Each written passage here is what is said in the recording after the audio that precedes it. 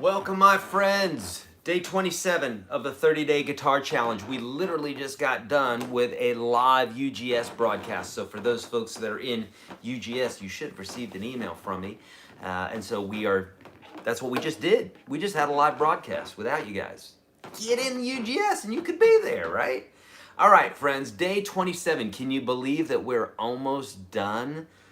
This is it. We got 4 days, including today, to finish up this 30-day challenge, and we're gonna have a blast. We're not gonna stop until it's done, and then who knows after that. We'll see what happens after that. Okay, I don't know, but I'll probably be with you if we were to. I don't even want to say it. I don't even say it. All right, friends. Welcome, welcome, welcome. Here we go. Workout for your hand without a guitar. That's what we're going to be talking about today for the beginner part. It's going to be really quick. That's literally, we're just going to zip through that because there's not much to that. And then for the second hour, we're going to talk about finger picking, okay? You're going to learn all about the classical style of finger picking, how that can be folk, how it can be, doesn't matter, the style, okay? Finger picking's finger picking, so we're going to talk about that. All right, some things that we need to take care of before we start here. Number one, first link below gives you access to the PDF with some other freebies. The second link below is going to give you access to the Unstoppable Guitar System. So we had some new folks that have been watching this month, which I'm so happy about, who got in there, who got sense and got inside of UGS, all right? So whether you are new or you've been playing for a long time, we have something for you. UGS Standard, absolutely the most important videos that you're ever going to watch in your life. Even if you are a pro, they're the most important videos that you'd ever watch. Build a solid foundation, and it's yours absolutely free today. Second link below will give you access to that. We'll give you access to all the UGS products, but boom, the free one's in the upper left-hand corner. Just check that out. Cool? All right. Friends, if you have not already, like this video, please, and share it with a friend. Share it out to your interwebs, right? And subscribe, little button there to the bottom right underneath the video, and notification bell if you would. That will let other folks, or let you know when we got new videos coming out. Cool? All right, here we go. Let's talk about it. So, as I said in my message this morning, if you're new to guitar, or if you're obsessed with guitar, then you probably don't have the guitar in your hands as often as you would like to have it in your hands, right? I know I'm that way. I'm doing all sorts of things, building products and writing books, and I'm with my family, and I'm sleeping, and I'm meditating, and even though I'm doing all those things and I like all those other things, I still want to be playing more guitar, and I never can seem to find enough time to play guitar. Right? Everybody has this story, right? Okay, so, but what we really want is we want to be better at the guitar. Yes, playing the guitar can be a lot of fun. Oftentimes it's challenging and it requires work. So how can that be, right? We're leaning into something that's work, but we want to do it more and more. Really what we're looking for is we're looking for the outcome. And like I said, playing guitar is still fun at the same time, but we want the outcome. And how can we get that outcome without actually playing the guitar? Well, we got to play the guitar, but there's some things that we can do that would be very helpful when we are away from the guitar. Rob, thank you so much. Let's all show our appreciation to Eric and his crew. I challenge us all to donate $1 with gratitude. Beautiful. Rob, thank you so much. I like your spirit, man. I do. We'd be buds, man. It's like, I see you there, you're at the beach, you're talking about gratitude, donation, calling people up. Beautiful. Love it, Rob. You and me, man. That's my bud. Thank you, Rob. So kind. So, how are we going to do this? We're away from our guitar. I mean, further away than this. We're driving, we're doing whatever. How can we do other things to keep that ball rolling? Well, let's think about this. Strengthening our hand is part of this process, right? Building dexterity and technique is another part of this, but for the most part, we got to be on the guitar to do that, right? And then another bit that we could do here is our knowledge, is understanding our knowledge and our feel. Well, gosh, there's three things right there, right? Our feel for music. So there's the knowledge of music, but there's also a feel, right? They're different. They're two different things. Let's talk about them. So first off, for strength, there's many different ways that you could be strengthening your hand as you're going along, right? Meaning when the guitar's not in your hands. One thing is silly putty, as somebody just mentioned. Anne Marie, thank you so much for the donation. Thank you, thank you, thank you. So kind. Exercising your hand in some way. I like to use this. It's called Big Putty. You can see it's been worn off because it's really, really old. I bought this at a dollar store many years ago. Whether it's silly putty or big putty, which is basically big silly putty, there's a lot of it. There used to be more of it, but I don't know where it went. Absorbed into my skin maybe, hopefully not. Anyhow, something to exercise your hand. If you don't have that, you can use a capo. You can literally just sit here and squeeze a capo. While you're watching TV, it's a great stress reliever. Will literally lower your cortisol just by doing this while you're exercising your hand. If that's not enough, try it with one finger. If it's too much, try it with 3 fingers. Try it with 4 fingers. You know, it has to obviously be a spring-loaded one. So anything like that. Plumber's putty, somebody said. Anything. Plumber's putty works. Okay, so whatever it takes to exercise your hand. A grip master, they have these things that are specifically made for rock climbers and guitar players and that sort of thing. And it's spring loaded. I don't have mine sitting here right now, but nonetheless, I always suggest to do something that you get the satisfaction of squeezing, right? You could take a golf ball and put it in your hand and squeeze it, or a tennis ball, but it's not going to give that much, so it's not going to be very fun to use. So I always suggest using something that you can get some satisfaction out of, that you can feel good while doing that, right? It's also cathartic, good for the psyche, right? So number one, strengthening your hand. You can do this, and beginners really need this because they're lacking technique. But they're also lacking strength. So when they're lacking strength and technique, then they're just grabbing the guitar with all their might. If your strength was upped, right? If you were stronger with your hand, then you wouldn't have to grab the guitar so hard. You would have the stamina and everything else. So any way that you can exercise that hand, more than anything, what I'm telling you is just do it. You know what I mean? I mean, there's so many different ways that you can do this. So just do it. Go get some putty. Go get a ball if that works for you. Get your capo, bring it around with you all the time. It's like I said, you can be walking around with your pick all the time as well.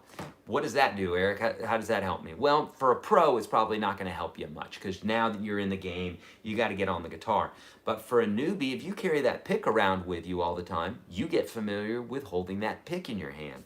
If you sit here on the seam of your pant while you're sitting at work or sitting in class, you're on the phone or whatever, it's just more time. It's many, many, many more times that you get to strum, that you get to have that pick in your hand, and you will actually get better at holding this pick. The guitar doesn't have to be anywhere around. You can actually get better at holding this pick without having the guitar. Wow, novel idea, right?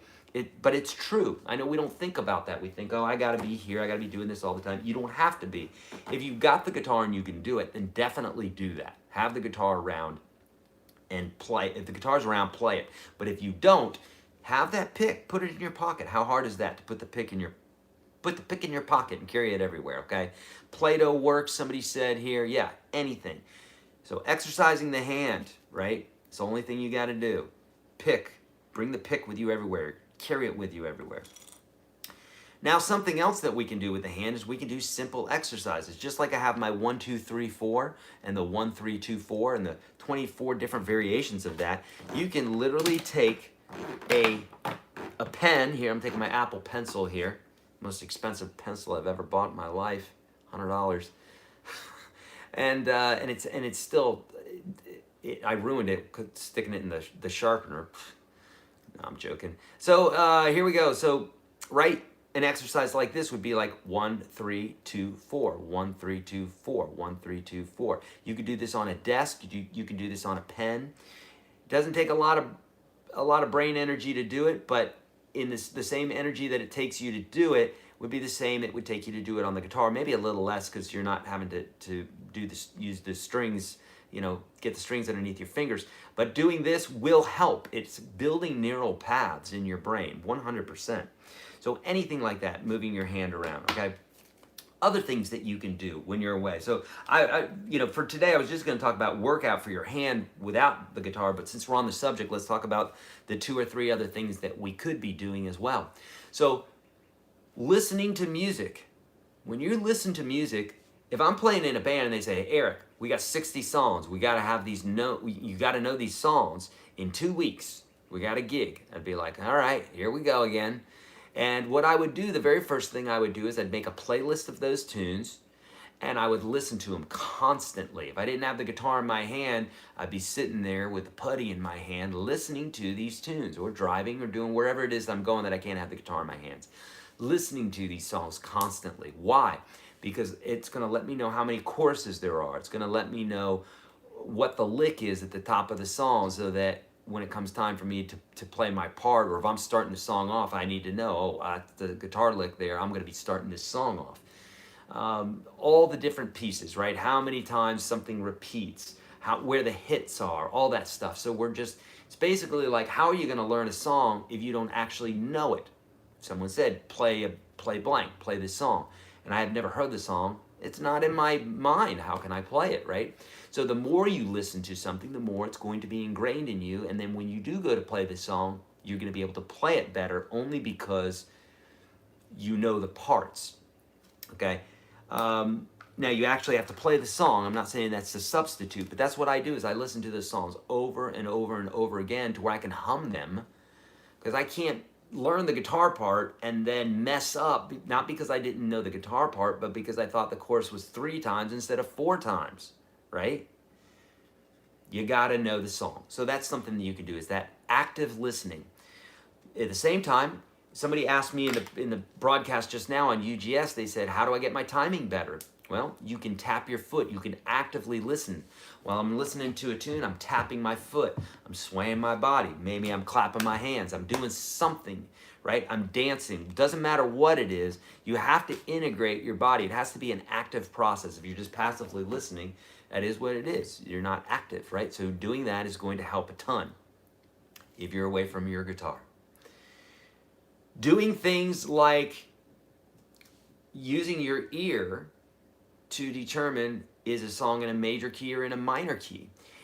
Is that the 1 chord, the 4 chord, or the 5 chord? To be able to listen to these things. Now, you won't know this at first, but you're not going to get there without investing the time and the energy and trying to do that, right? So again, that active listening. Maybe you're just listening to the melody and trying to repeat it. I've taken many a guitar solo and tried to hum the notes before I actually played them. Why do that? Because if they're not in here, they're not in my head, how are they ever going to come out on my fingers? I have to know them first. So this is a huge part of the process that people forget, and they don't practice. So you can do this if you're not around your guitar, okay? So you can also feel that music, all right? So it's not just playing, but it's also or not just actively listening, but also feeling it. Gosh, listen to the emotion when you're listening to David Gilmour play and be like, oh my God, the pain in that solo, you know what I mean? That is good. That's going to integrate you into the music more. Anthony, thank you so much for the donation. Oh no, thank you so much. Eric, I've been intentionally slowing down. Everybody needs to do that. Everybody listen to Ono. He is the sage for the day here, man. Been intentionally slowing down. Thanks for the tip on the constant reminder, helping learning Day Tripper lick from your video. Beautiful. And again, you're not going to be able to play it right out of the gate. A lot of people, they mentally sabotage themselves by thinking, oh, if I can hear it, I can play it that fast right away. No one ever has. Why would you? You're special, but you ain't that special, right? We're all special, but you're not that special. You're not more special than somebody else. You're special. That's all. Get over it, all right? As my mom would say, get over it. So it's going to take time. You got to do things slowly. You got to break them down, slow them down, etc. But if you do that and you don't have this idea of, oh, I just should be able to do it right away, and you don't, and then you're frustrated with yourself, if you realize that it's a step-by-step process, slowing it down, breaking it down, you're going to get it, okay?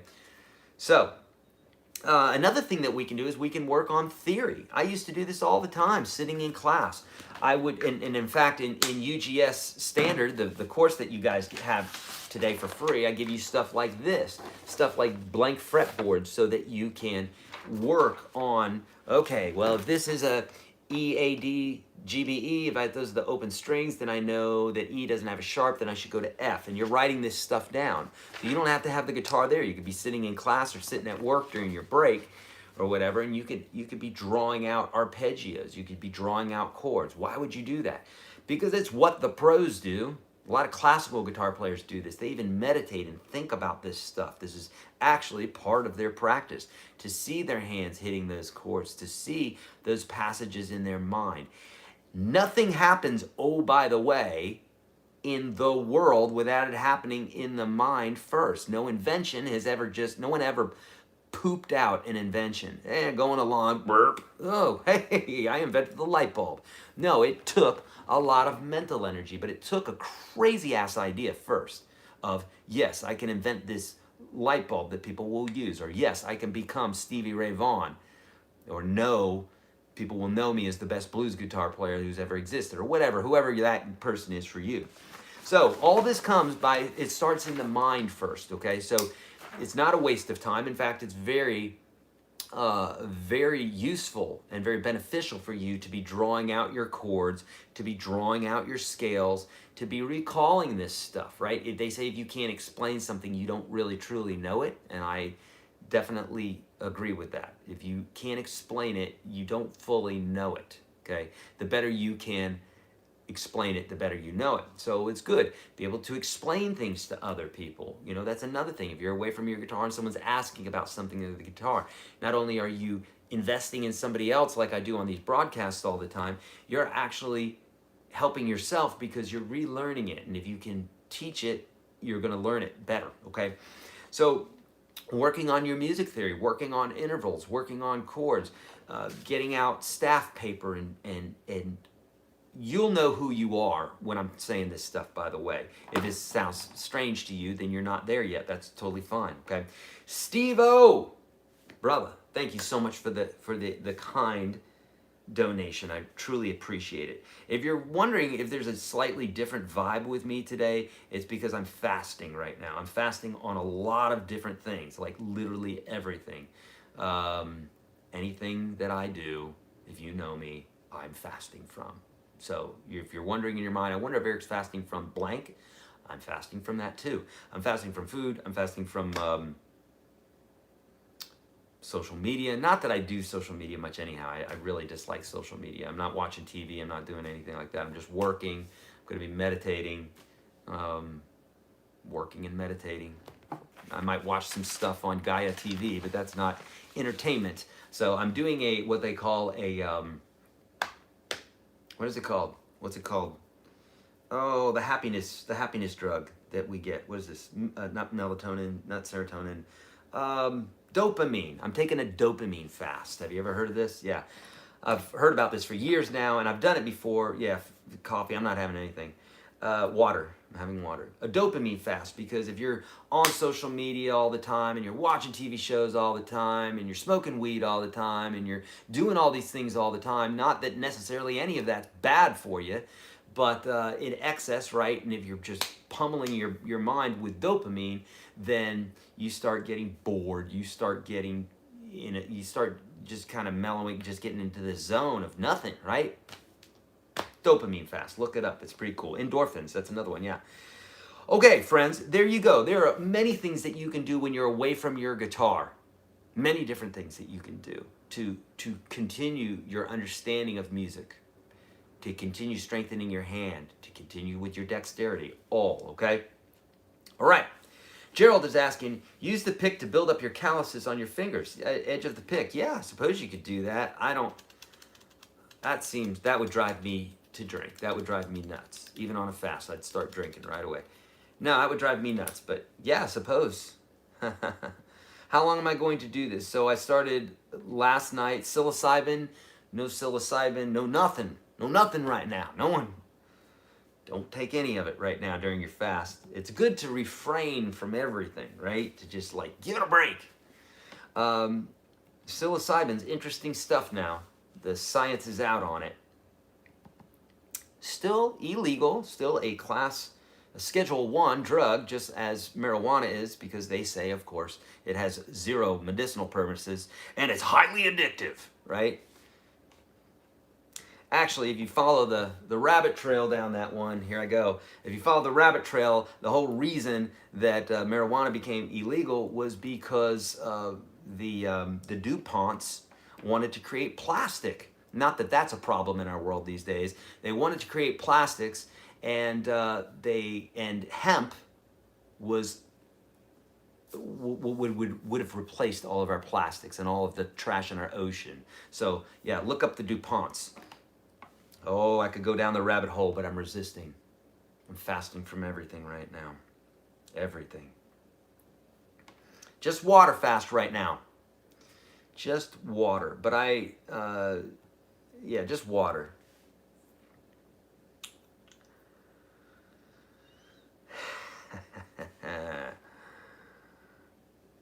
There's my buddy Rob.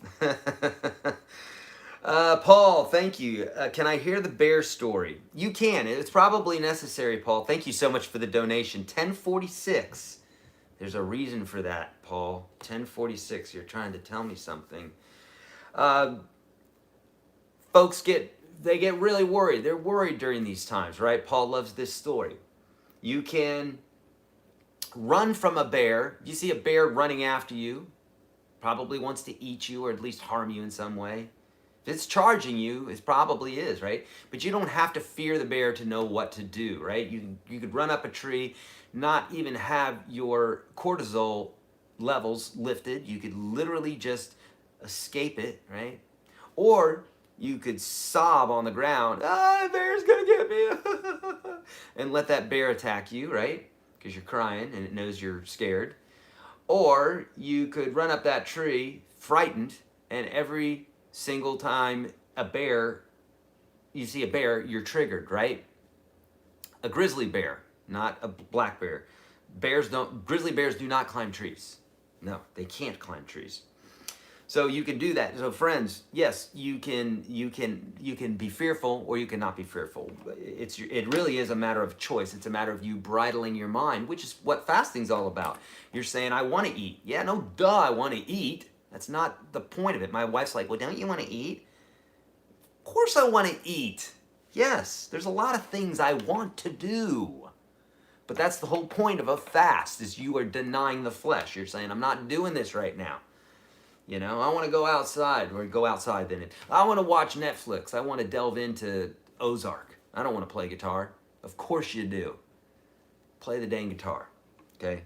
No one's going to lift you up on a pedestal and throw roses to you on stage and say, Dave Grohl, you're amazing, or whatever your name is. They don't want to do that because you watched Ozark. Ozark is entertainment, all right?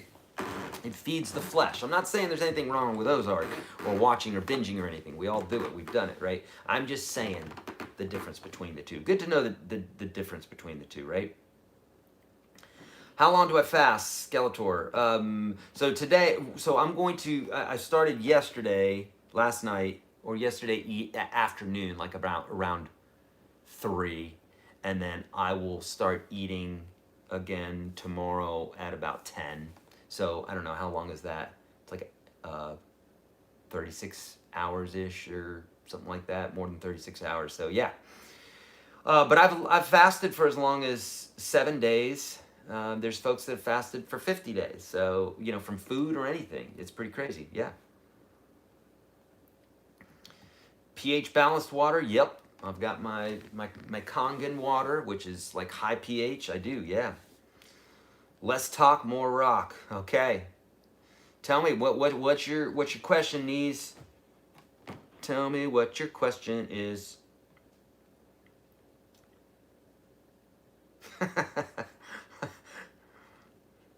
They knock them over. Yep. Not even chocolate? Of course not. No chocolate. Can't have it. Steve Vai did 30 days once, and look what a great guitar player Steve Vai is. Look, dude, Steve Vai, he gets it. He knows stuff, man, for sure. 100%. Just playing guitar increased dopamine. It might, but you know, there's all sorts of things that create dopamine if somebody smiles or uh, all that stuff. But we're talking, you know, it's basically like taking out the spikes with things that are kind of artificial. You know, that's all. That's all we're really talking about. It's not. I don't have nothing. I have nothing against dopamine. In fact, it's my friend. I love it. But it's just keeping an eye on things. You know. Yes, I've fasted for decades now. I'm very well acquainted with it. I don't have coffee. No. Ever play a Michael Kelly guitar, Eric? Any opinion? I have not. I have not. I'm struggling to match the speed of the song that I'm learning. Welcome to the club. That's everybody in the existence of ever. So everybody struggles with that. You should be struggling with that because you don't just listen to a song and play it right away, right? That would be, then the whole idea of playing a guitar would be very, very common. Everybody would do it and everybody would be good at it. So yes, welcome to the club. Practice, practice, practice.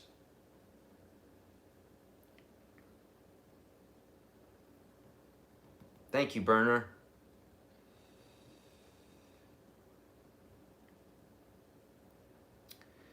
Have I tried the keto diet? After your body will adapt, you can fast for a long period without any hunger feeling. I've done modified keto before. Yes, I have. Very interesting stuff. And yeah, you'll shed weight like bonkers, and you can still eat.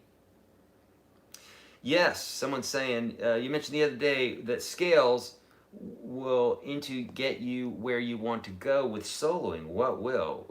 Well, but phrasing, right? Just like a dictionary isn't going to help a child speak, learning phrases, replicating phrases from their parents does help them speak. So, Darren, what you need to learn is you need to use the scales, but you need to learn how to phrase with the scales. So, hello, I just learned 100 scales today.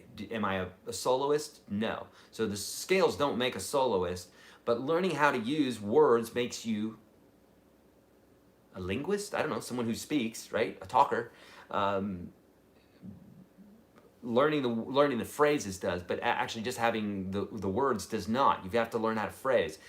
Check out my video on YouTube called Minimalistic Blues. If you're in UGS, I have a whole course on this, so check that out, okay?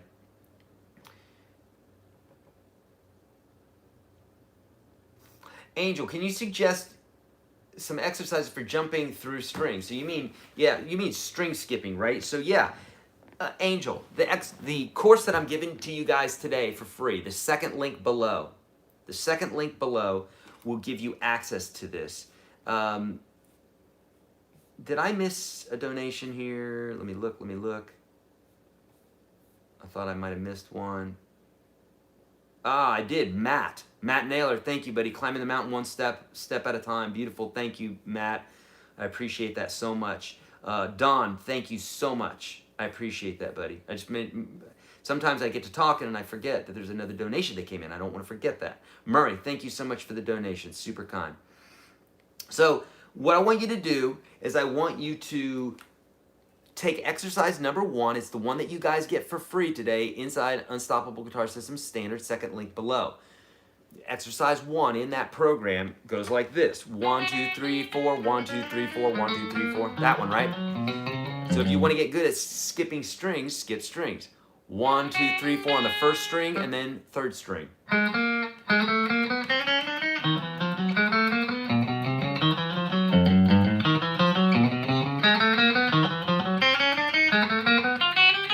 Okay, so that's what you want to do. You want to skip those strings. Regular intermittent fasting. Oh yeah, I do that every day, every day. Not during this 30 days I haven't, because my wife's been cooking. But normally, yes, intermittent. I only have at the most 2 meals a day, sometimes 1 meal a day. Yeah, look up intermittent fasting, folks. Life game changer. Game changer. Will actually help your guitar playing because it makes you clear in mind. It'll help everything. Intermittent fasting is bonkers. Do I consider myself a minimalist? I notice you have 2 or 3 go-to guitars. No, not like the minimalists these days. No, I don't consider myself a minimalist. I think it's good to practice. I think it's good to go in and out of understanding what can be taken away from you, just like this during these 30 days, right? It's changing people's mindset. It's changing people's playing. I mean, how many people picked up guitar during this time? A ton of people, right? In fact, I'd be interested to see if you picked up guitar during this time, during this 30-day guitar challenge. Give me a thumbs up. I know it may not be a ton of people, maybe a handful of people, but if you did, give me a thumbs up. I would love to know that maybe we had some sort of part in that. That would make me so happy to know that you did that.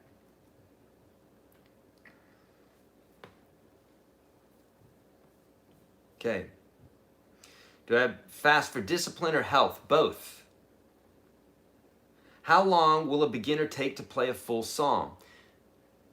Completely subjective, Dave. It depends on the player, depends on how much they're practicing, depends on how focused they are, how many times they practice during the day, what song are you talking about, how, so many different things.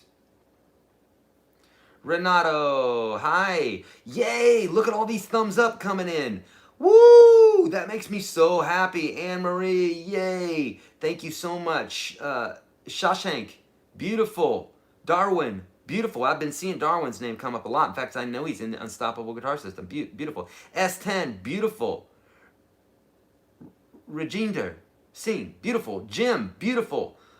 Smallwood, good. Love this. Talk to Kristen, beautiful. Stafford, beautiful. Roland, Rick, love it, love it, love it. Oh, this is making me so happy. There's a lot more people than I thought.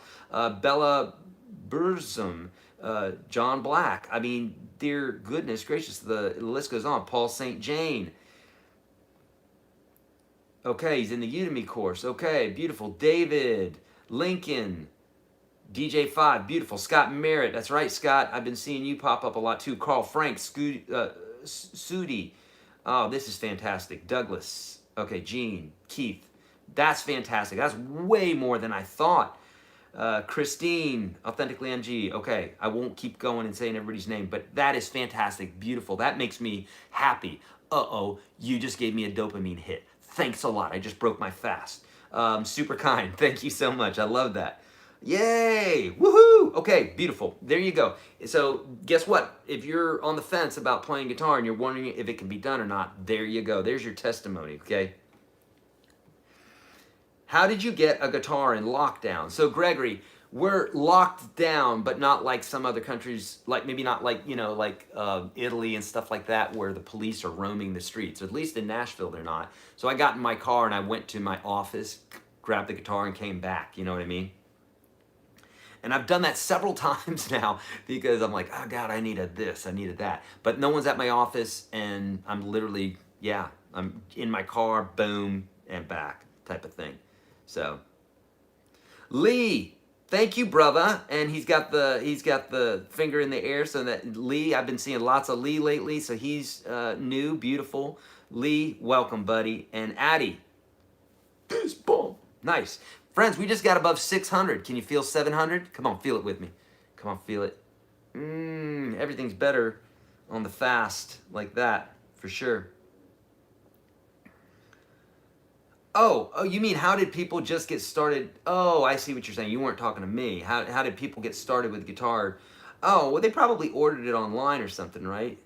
I mean, Amazon's still been delivering here for sure. How do I learn a new song? Mark is asking. Mark, start by learning the fundamentals before you dig into a song, okay? Definitely start with the fundamentals. Go to UGS Standard. It's the second link below. Go through at least those first 30-something lessons before you try to learn a song. And in fact, at the end of that, I teach you a song, okay? So do that. Then what you want to do is you want to get familiar with tablature, which I get you familiar with in there as well. And then you pull up a song. Like you pull up the chords, you pull up the tablature, you do a little Google search, let your fingers do the walking, and you will find out that there's lots of information on the internet. Lots of it. And if you want to learn a song, somebody either has a tutorial, there's a tab, or there's chords for it. Chances are. M. Burner, I started watching you about 2 years ago, and when I got my Mexi Strat, your methods have Okay, good. Your methods have stayed in my head ever since, but I was not consistent in practice until this 30-day guitar challenge. Beautiful. And Burner, let us know, did you see a difference?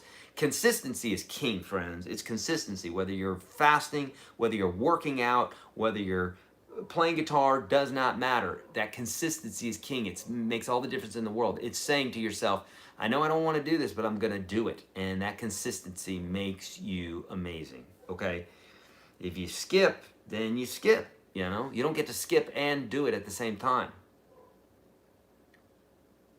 Thank you, Mark. So kind. Beautiful. M. Burner sees a difference, a huge difference, right? With all those exclamation points. All right.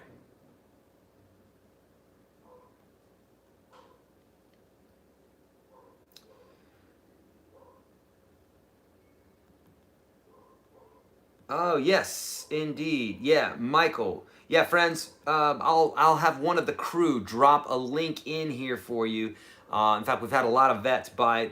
That's our most popular shirt right now. We have an actual Mike, who is a vet, who's on our team. You'll see him in the chat. He has created some beautiful designs for YourGuitarSage and Unstoppable Guitar System, and you'll see those in the store. We'll drop a link for those inside of the inside of this chat here for you. Okay, check that out.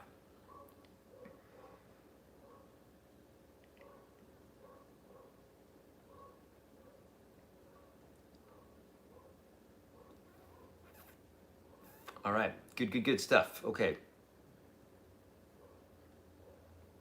Skipping is a dopamine hit. Yes. Thank you, Frank. I came across by accident. Good choice. Okay, beautiful. Thanks, friend. How do guitarists use their whammy bar to produce harmonic squeals? Jason, it's not the whammy bar that's doing that. What you don't see, what's happening behind the scenes is something called a pinch harmonic. And we talked about this yesterday, right? So if I do this, if I go that sort of thing, right? In fact, let me beef this up here. Right? That happens because of what I'm doing with my pick. So if I didn't do what I did with my pick, it would sound like this. Right? But instead, what I'm doing is I'm picking. I'm allowing my thumb to graze the string as I pick it.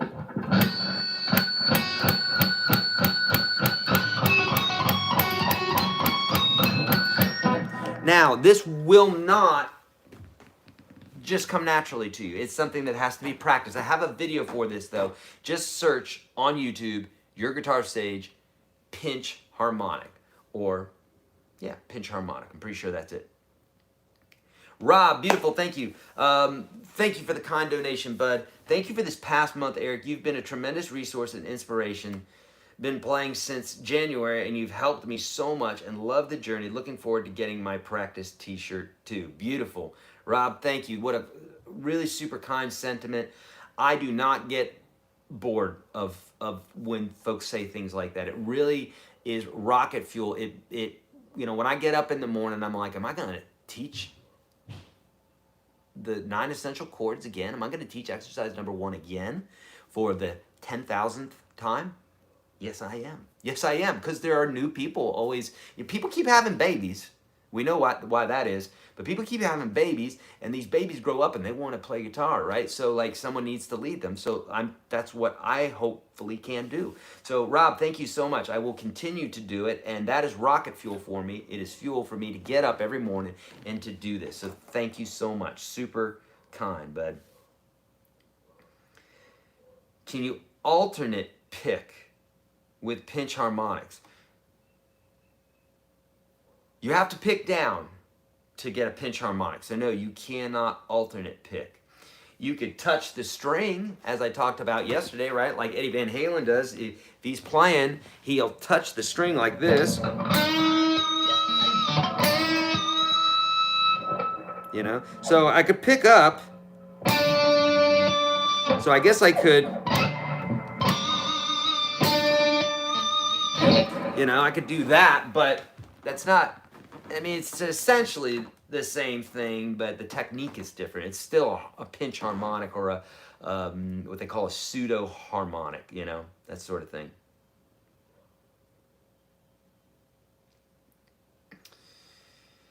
Okay.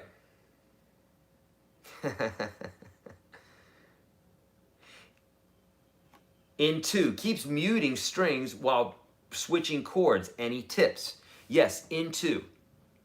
Obviously, do all the essentials that I'm giving you inside of UGS Standard. There's a reason I send you to there. I don't get $1 for it. I don't get $1 for it. I do have a $1 special, but that's getting everything for 30 days. The Unstoppable Guitar System Standard, I say it a lot, it's gonna help you because what happens is people are like, well, I wanna know the chord, like why doesn't that work? The chord doesn't work, I'm doing my fingers that way. Well, there's about 10 different things to assembling that chord. If you don't know those things one at a time and practice those things, then you playing the chord ain't gonna work, right?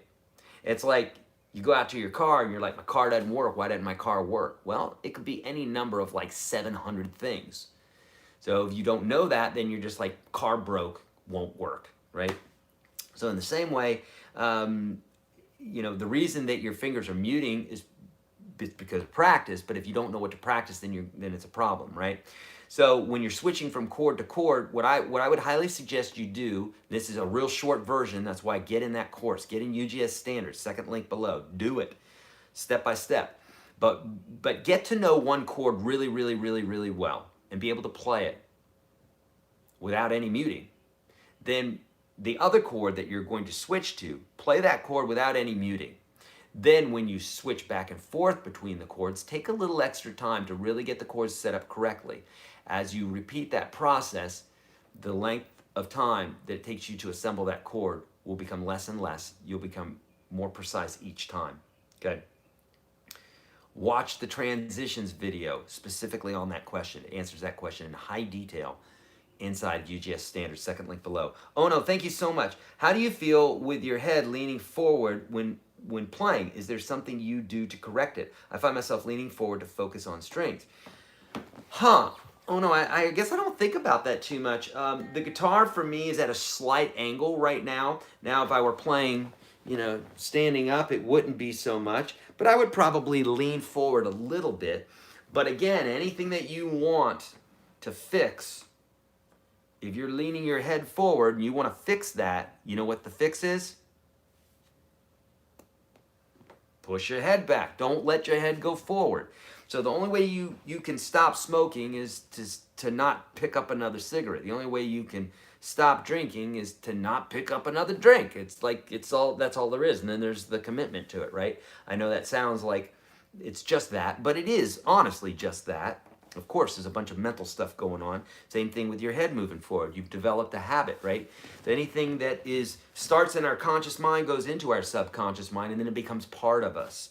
And the only way to undo the subconscious is to consciously go in there again and create a new habit. It's just like guitar, right? Anytime I answer like that and it seems too general, you might, and you know that there's a better answer there. I mean, like a lot of times it's just a general answer or it's subjective. But if you could phrase the question better, which would help me deliver a better question, then do that, because sometimes I'm only working with the question that I'm getting. Does that make sense? The major scale across the strings, got the diatonic PDF, don't understand what note to start on, what finger on what strings, on what fret, then what is the pattern and sequence, memorize notes. James, that means you're not in UGS Standard, because you would know what fingers to use, number one. Number two, you don't understand what note to start on. You're definitely not in UGS, because I tell you, you can start at any note. It doesn't matter, James. You could start on any note. You don't even have to know the name of the note if you want to play the major scale. Okay, so those two things make me think that you're not in UGS. And if so, if you are in UGS and you're like, Eric, I'm in there, then that information, you need to go back and watch that, because you can start on any note, okay? And then as far as the fingers, the point of that lesson, so I do talk to you about finger protocol for sure in the course.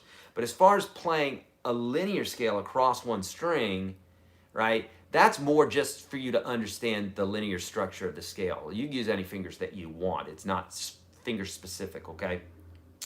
So do that. Go through that again, but just know the linear one, there's no specific sequence, okay? I just saw the big donation just come in. Beautiful. Thank you so much. PJ, sir. Thank you, friend. So kind. Wow. Eric, UGS Standard has been amazing. Thank you. My why. I'm 64, started guitar 9 months ago, and want to play fingerstyle. Great, because you know we're going to be talking about that in 15 minutes. We're going to talk all about fingerstyle, okay? I love The Who. All CSNY. Who is that? CSNY. I should know that. CSNY. Kenny Chesney? No, probably not Kenny Chesney. Sorry. That's probably insulting to you if you like The Who and Celtic folk. But I don't know who CSNY is. Sorry. Should I go to your fingerpicking course, or would you recommend UGS Pro now? Honestly, PJ, get into UGS Pro. Really, get into UGS Pro. Fingerpicking is great. I've got lots of fingerpicking courses on YouTube. But Pro is where it's at. You're never going to need to take another lesson again in your life, or you'll have to take those lessons, but you never have to buy another lesson in your life. I'm with you there for life, right? I just did a live broadcast, right, for just, I think there might have been 100 of us in there. So in this one, we got like 600 and something folks watching. Harder to get your question answered. So there's many, many, many reasons as to why UGS Pro is the way to go, for sure. That's my recommendation for you, buddy. Thank you so much for that super kind donation. Amazing. You guys are amazing. Crosby, Stills, and Nash. I knew I should have known it. It was in the back of my mind. I understand going horizontal but not going vertical. Okay, so, right, so you probably mean, Rick is saying the major scale, right? Which is so many ways to play this. So you're understanding it, right, horizontally, but not vertically, so going across the fretboard. So that's only because you don't have... beautiful. Thank you, Street Bright. UGS is life-changing. Beautiful. Thank you, friend. And that was a nice song the other day, too. So the reason that you don't understand that is just because you don't have the fingering. I'll give it to you right now, but like for high detail with the PDF and all the different forms and everything, UGS Pro is what you want to do. Clog 52, UGS Pro is awesome, beautiful, thank you. Elena, $50 donation. Woo! Woo! Thank you so much. That is so kind, my friend. Beautiful. Thank you, Elena. And I bet you she plays a Gibson, too. All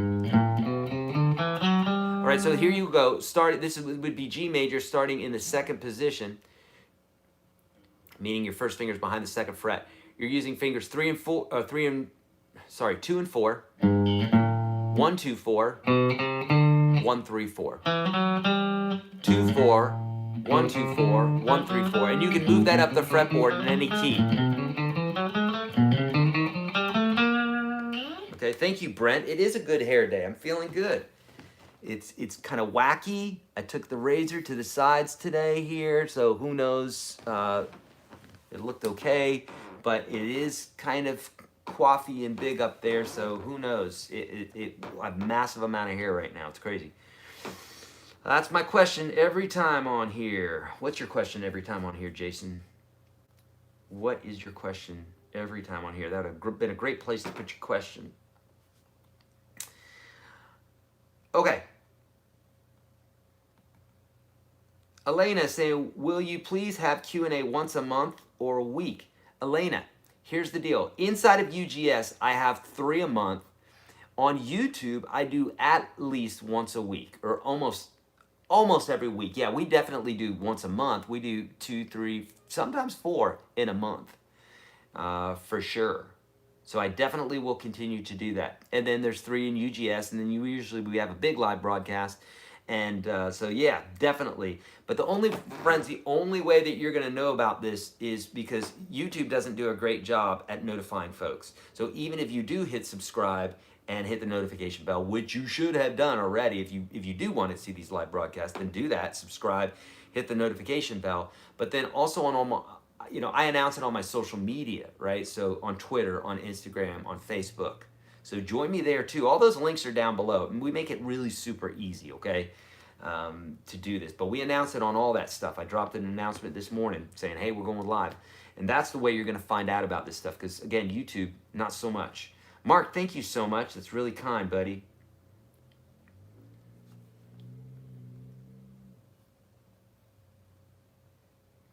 The first A minor pentatonic position on the 5th fret is not the first pentatonic C major pentatonic scale. Why is that? Frank, don't worry about the names. The names, they change from one guitar teacher to another, honestly. Most people call this number 1, you know? Most people call that number 1. I call that A minor pentatonic form 1. I also call that C major pentatonic form 1. I do. So again, don't let the numbers trip you up, because the numbers don't matter, you know. Jimmy Page and Jimi Hendrix and Jimmy Vaughn and Stevie Ray Vaughan and all those guys, they didn't even think about the number. They probably didn't even know there was a number attached to it. We did that later on. So yeah. So don't worry about the number. Just do it. You know what I'm saying? Carol's asking, Eric, do you do virtual private lessons? Carol, technically I do, but I charge $200 an hour because my time is very, very, very limited. And I should probably actually charge more than that, only because of how much content I can create in an hour as opposed to teaching one person. But here's the deal, Carol, you really don't need one-on-one lessons from me. You don't need personal lessons. I understand that'd be fun, and every now and then I do have someone come to Nashville and we do that. But so the short answer is yes, I do. It's $200 an hour. It's expensive, and since I don't love to charge somebody that, I try to discourage them, and I say, get inside UGS, because for like $100 more, you know, I mean, we charge $400. We have charged $400 all day long for that. So literally for $100, $200 more, you know, from a one-on-one lesson with me, you can have a lifetime of lessons from me and RJ Ronquillo and Robbie Calvo and all the other fine folks that we're getting into the Unstoppable Guitar System. So, okay. Mark, thank you, buddy. So kind, man. Really, really kind, bud. Really appreciate that. Oh, good. So DJ, here we go. DJ, he's another guitar teacher. He's saying my regular face-to-face is $200. So that isn't at all bad. Okay, beautiful. Thank you so much. Yeah, I said that I probably should raise it. I know that's a crazy amount of money for folks, but it, you know, it's like, that's why I write the books. That's why I create the courses, is because that's exactly the way that I would teach you, and you can rewind it, whereas live you can't rewind me, right? Thank you, Rich. That's the other thing. Yes, Stephen, thanks for reminding me. You know what? The reason that I do things the way that I do is because we can get hundreds of thousands of people like we have inside of all my courses combined. We have hundreds of thousands. I think we haven't hit the 500,000 mark here. We're that close, or we're that close over it. So we've had, I mean, that's a lot of people. That would be one-on-one. I've only taught probably 10,000 or so lessons. So that's still a lot, but like, how many people have I reached through this? When we get done with these live broadcasts, I look and it'll say 60 days of watching. Like, people have watched this for 60 days. That means that you all times however long you've watched here, times an hour, 24 hours in a day, times 60, that's how much people have watched. So me sitting down for 2 hours, that's how many people I can affect. So I love that. But that's also why I do the live broadcasts, and in UGS too, is because you get your questions answered. You probably don't have a lot of them, so you probably don't need to meet with me as much as you think you do. You watch the videos, and then you got a question, boom, you get it answered. So that's why I do it that way.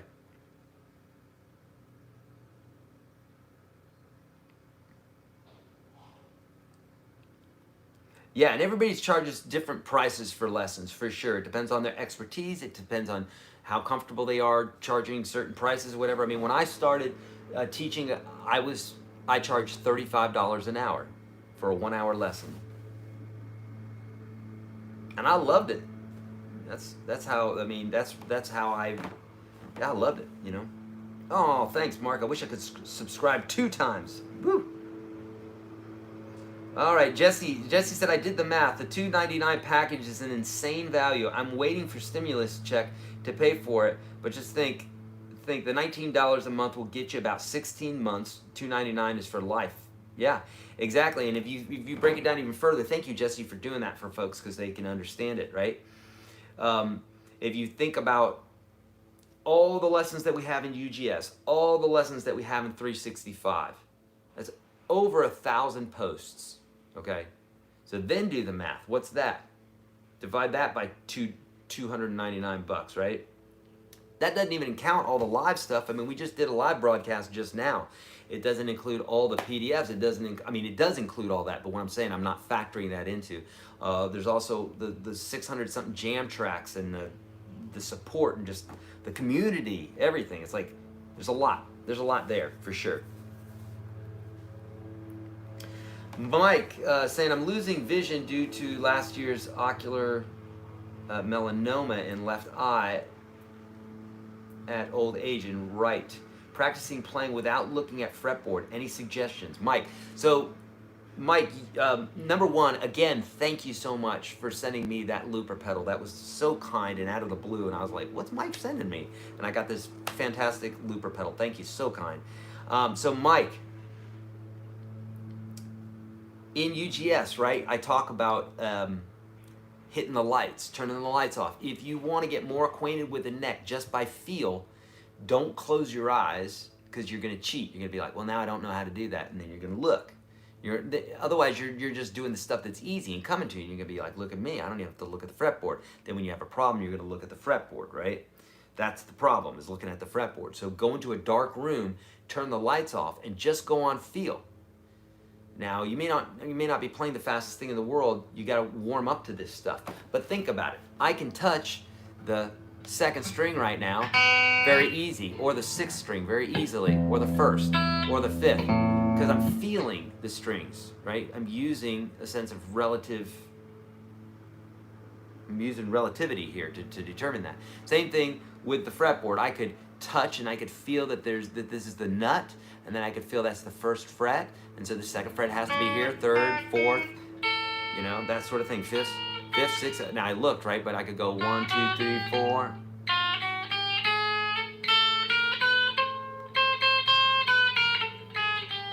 And you'll get better at this as you do it more, but hit the lights and then practice that way. That will help a lot. But don't be afraid of looking too, you know. Oh, thank you, Wolfgang. You're more than fair. Your deal is the best buy for money. Thank you, bud. 700. Someone's saying 700. That means we're getting close. That's right. 647. Come on. 700. There you go. That'll do it.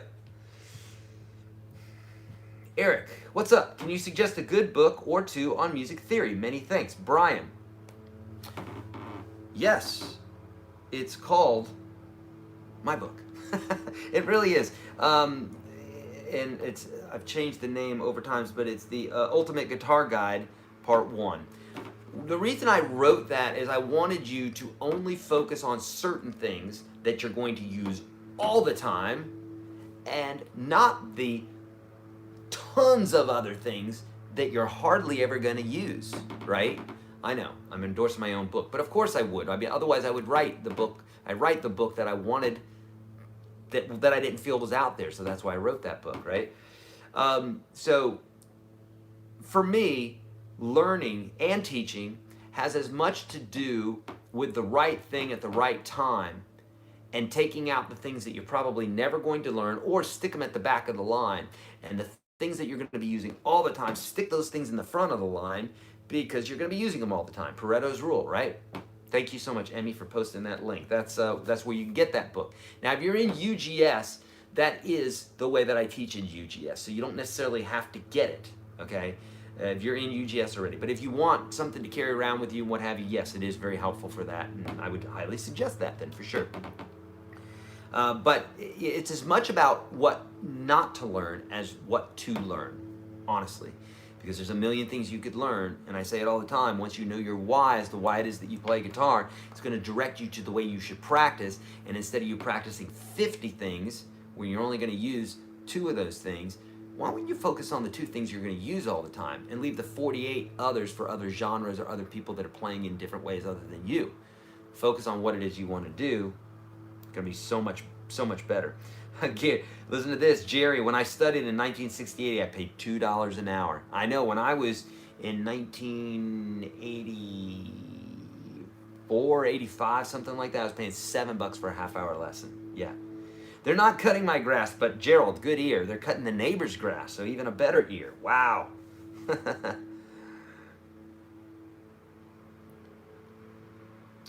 Yeah, see, here's my problem with a lot of theory books is they teach it from just like, here's theory, boom, or like a guitar grimoire, or like a dummy's guide, which is this thick. No, they sent it to me actually because they wanted me to start teaching for them, the dummy's guide people. My buddy, Desi Cerna, was one of the guys that helped create that dummy's guide. And he's great, amazing at theory. In fact, you can look him up. Desi's amazing.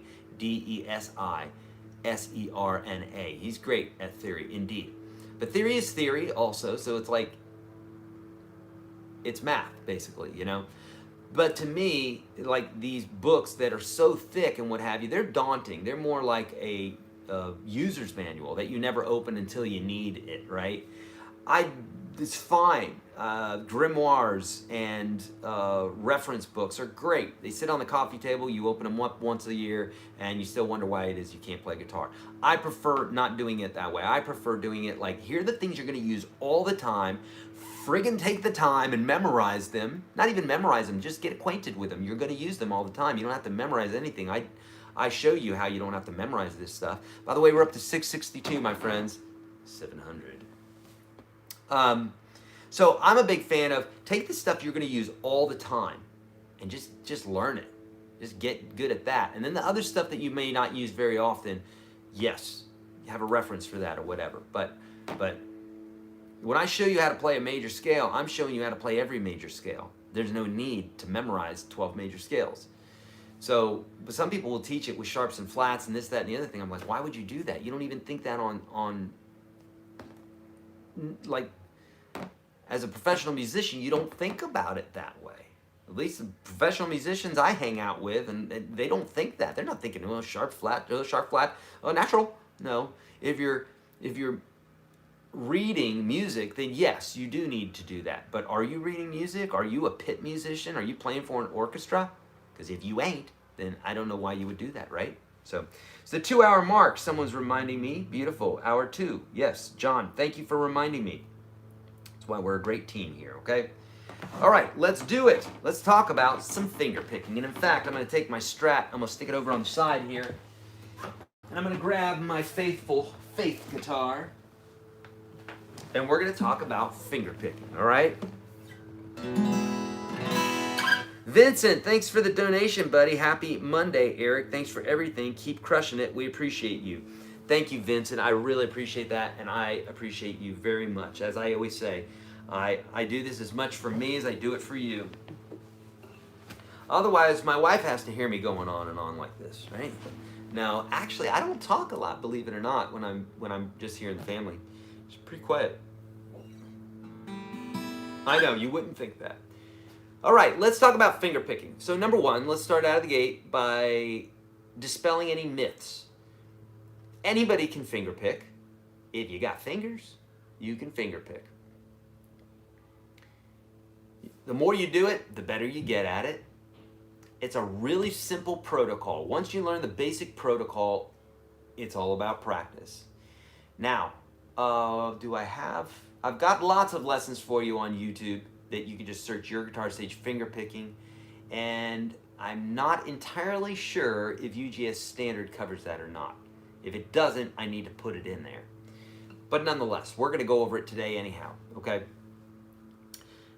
So, this is how it goes. The thumb takes care of strings 6, 5, and 4. And fingers 1, 2, and 3 take care of strings 3, 2, and 1. Now, a typical arpeggio if we're playing with strings 6, 3, 2, and 1 would look something like this.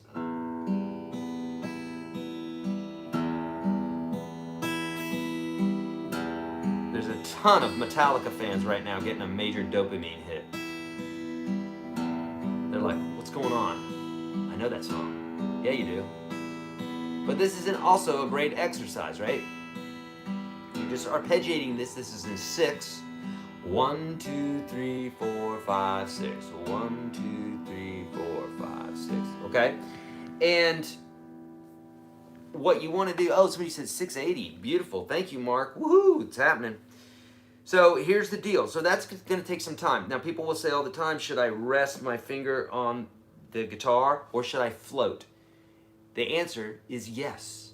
You do what's comfortable for you. Classical guitar, I was a classical guitar major for 3 years before I changed my major. The strict rule is you hold the guitar on the left thigh and you float that hand, you know? You play classical, you're floating.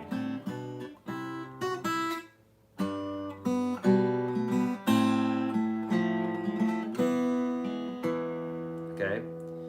You can also grab some of the other strings, but the reason that you don't want to rest your hand on the top of the guitar if you're playing classical is traditionally the classical guitar player would be sitting on a stage and didn't have a PA system, right, in 1600 and whatever. So he or she needed to project to the whole theater.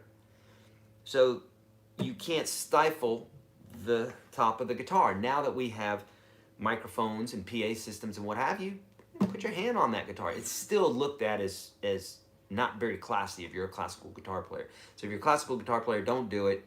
You'll actually get docked points for doing that. So don't do it, okay? But if you're not in classical school, screw them. It doesn't matter. It's rock and roll, right? So then you can have your hand over the strings. You can plant your hand. You know, you can have more stability there, etc. Banjo players swear by planting that hand. In fact, they plant their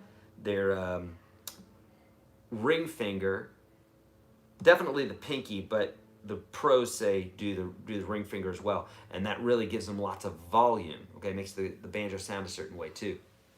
So nonetheless, whoa, we're up to 697. Here's 700. Here it goes. Whoosh, whoosh. 700. Here we go, friends. You let me know when we hit 700. All right, I got to keep teaching. So when we're picking, thumb takes care of 6, 5, and 4. Fingers 1, 2, and 3 take care of strings 3, 2, and 1. But we can also do this. We can play inside. So this is what's called playing outside. This is playing inside. So we're just going up. Just going up. And this is outside. This would be playing in. Okay, that's what I call playing inside as opposed to outside. Okay, that's all it is. Makes sense? And so you definitely, like if I was playing an A minor chord and if I wanted to hear these lower strings, if I wanted to play the outside strings or the higher strings, I'd play.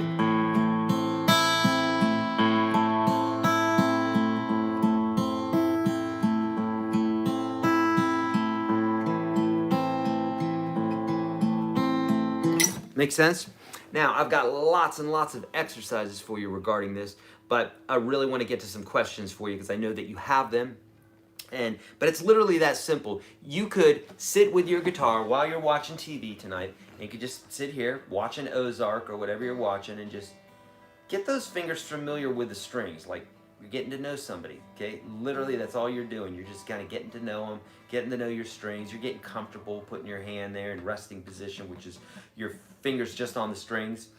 And then, over time, it's going to start feeling more comfortable for you, okay? Make sense? Beautiful. All right, Mark said, Mark, did we hit 700 already? Yeah, no. Why don't we use the pinky? Well, here's the deal. It's a great question, Marcus. We can use the pinky, but number one, look how short it is. So it's like literally having to reach for a string, right? But Not really. I mean, it's there. But usually we're not playing more than 4 notes at a time. Okay? So, if you wanted to add the pinky there, you could. There's nothing wrong with that, but most people do not. Okay? In fact, there's some hybrid pickers that they just use the thumb first, second, or thumb first, second. I see a lot of people, they'll finger pick just like that. I've even seen some people get by pretty good with just the thumb and the first finger. Yeah. So it happens for sure. There's 700. Woohoo! Beautiful. Thank you for sharing. For those of you that shared this and liked this and subscribed and all the rest, thank you. We just hit 700. Okay. You just turned off Ozark to watch this, right? So I've seen people do some really great things with just their thumb and their first finger. It's stifling though. I'm telling you, learn it the way I teach it to you. Thumb, first, second, third, do that way. By the way, in classical, it's P-I-M-A. P-I-M-A. Think pick or plectrum for the thumb, since a lot of people use their thumb as a pick before they get inside the Unstoppable Guitar System standard, second link below. All right, they use their thumb as a pick, so that's how you remember P. I for index, M for middle, right? And ring, you could think about anniversary finger, right? It's where you wear your ring. It's where I wear my ring when I'm not playing guitar. Anniversary. So P-I-M-A, plectrum, index, middle, anniversary. That's how you'd remember it. There's other names actually came from Spanish. I think it's pulgar, indice, and I'm probably slaughtering these. Indice, medio, and annular, A-N-U-L-A-R, something like that. I don't know. I'm probably getting it wrong, but nonetheless, okay? But there you go. Okay, all right, let's get to some questions. I want to help you guys out with this. Pulgar, indice, I got it, medio, and annular. Woo! I got it right. Thank you, Paul. I never used that, but I just remember it from, who knows, classical school? I don't know. Thanks, Paul. Thanks for that, buddy. Some guitarists do have obscenely long nails on their hand, and there's just not a need for it, but whatever. Bokter is saying, was that the lesson? Well, you tell me what you need. That's what I'm saying. Like literally 99% of everything else is you practicing that. But you tell me what you need, okay? Because we definitely could delve in further. I just don't know what you guys need. That's finger picking in a nutshell. It's not that difficult. It's challenging, but that comes through practice, right? Fixing that through practice, okay? So, okay, all right. Bokter's saying that's a little underwhelming. Okay. I'm listening to you, Bokter. Okay, we'll do some more then, okay? Okay, we'll do some more then.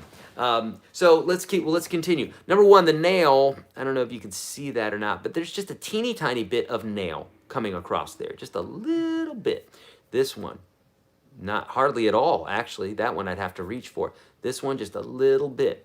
Thumb, just a little bit. Anything more than that, okay? I know my fingers are all jacked up. I'm sorry. Anything more than that is just you're just not needing it. Okay, does that make sense? Just not needing it. So let's talk about some other things that we could do. So we talked about inside, outside. We talked about let's talk about this. Let's talk about patterns. Tim is saying patterns. Okay, so here is an example. Here is an example of something you might do. I call this papa. I also call it the harpsichord technique, but I should call it, I'm gonna change the name of that video and call it the papa, because technically papa, you know this feel, right? Drinking song.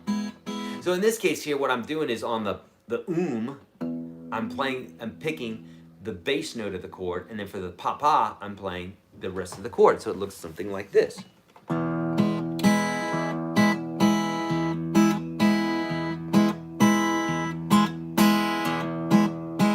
Now you notice I'm doing like I'm grabbing the strings again really very quickly. I'm not doing this.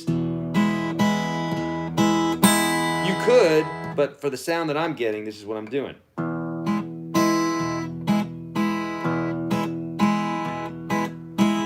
And I could continue this, right? I could go.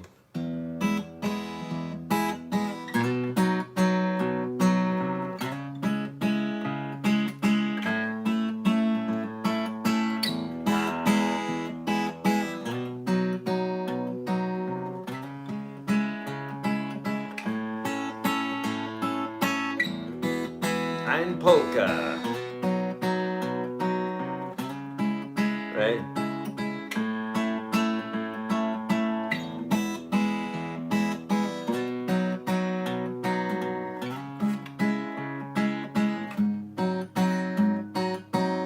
I do have that German in me. That's right. Papa. All right, so there's that. That's a fun bit there, right? Somebody said Travis picking, so we can get into that. So as far as what you're doing with the thumb here, you almost always when the chord is played, like when the chord is first introduced, played in a song, you almost always want to hit that thumb on the one. So like whatever the pattern is, it would be like 1, 2, 3, 4, or like that's a bad example. Like 1 E and or no, sorry. 1, 2, 3, 4, 5, 6. 1, 2, 3, 4, 5, 6. 1, 2, 3, 4, 5, 6. 1, 2, 3, 4, 5, 6. Make sense? So I'm hitting that thumb, that bass note, as the chord changes because the ear wants to hear that. It wants to hear the chord change, and the bass note is the first thing that you're going to do. So if you're playing the chord and changing on the higher notes, it's going to get lost like this. If I went 1, 2, 3, 4, 5, 6.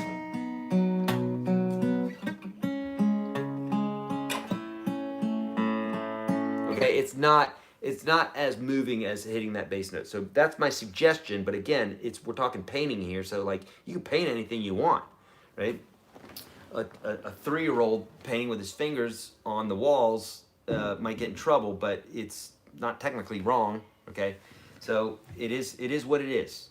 But that's my suggestion to you. Okay, there's so many different patterns. I mean, you know, inside of UGS, I've got all these different patterns in 6 and in 4. There's so many of them.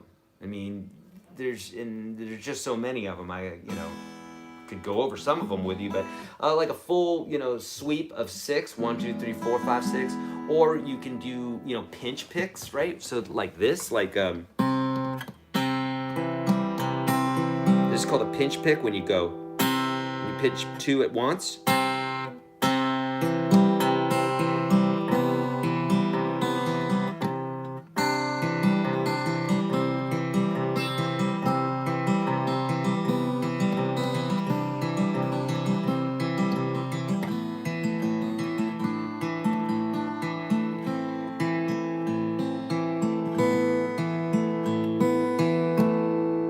Okay, so you can pinch pick. You can play a bass note and a melody at the same time, right? That was Dust in the Wind, yep. And then like you could play a melody and a bass note at the same time, right? So people got a kick out of this one when I put this up on the web, so I play this one a lot. But Kids by MGMT, which is not a guitar song at all. In fact, there's no guitar in it. It's all synthesizers, but it has this bass line, right? And it's got this melody line.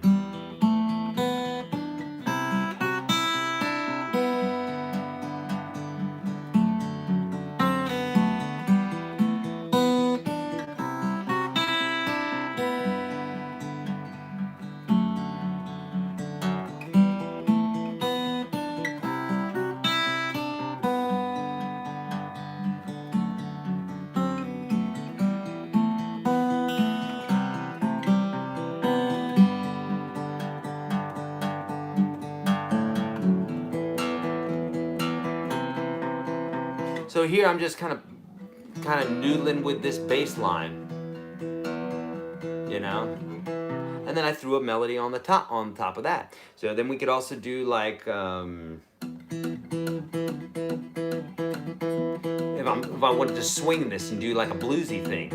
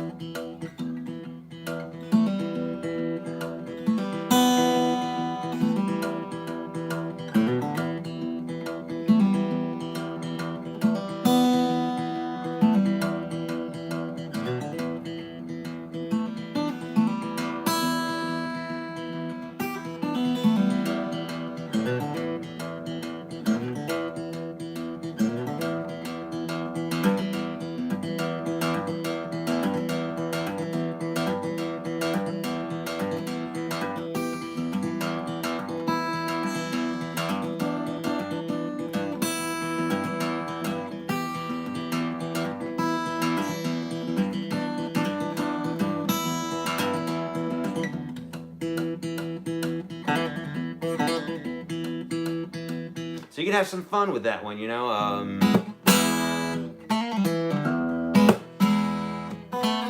So something I would use, you know, a pick for. I could use my with a pick.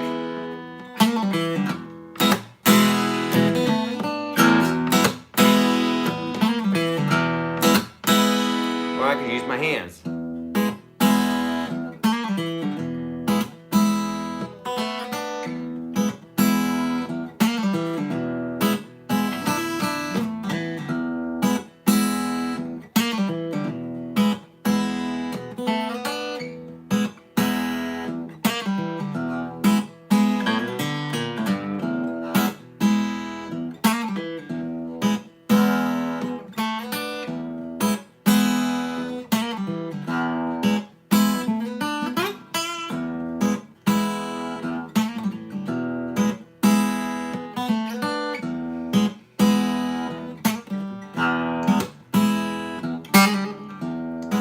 You know, or so here I'm just kind of thumping away on an A, and then playing a little melody on top of it.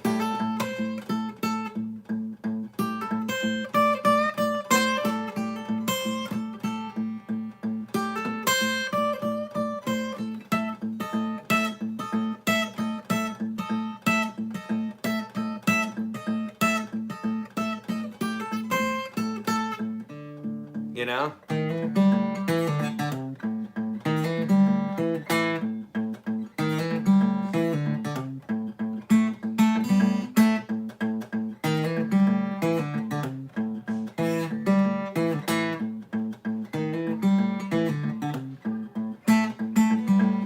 So first thing you want to do is you really just want to get used to moving your hand. Don't try to do anything advanced finger picking, because at least at first, right, you want to get the basic idea of it first, because if you don't, then you're going to think you suck at this, and everybody is not good at this in the beginning, right? You can do this with bar chords. Yeah, you can do it with all.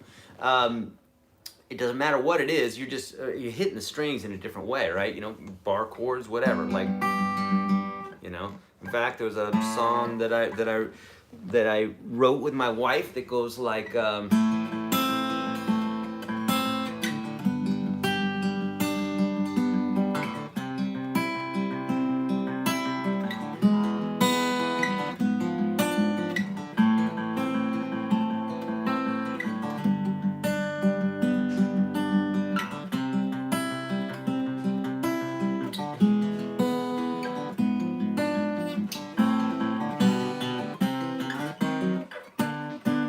I forget it.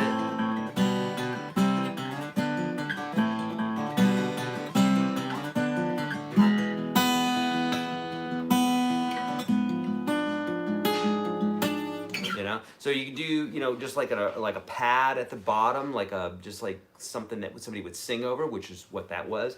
And then somebody mentioned, you know, Travis picking, or you know, Travis picking, which Travis picking looks like. You can use, you know, hybrid, or you could use just finger picking like this, you know, like a. And the idea here with Travis picking is you're going back and forth. That thumb is going back and forth between a bass, you know, bass line basically, and then you got the melody up top.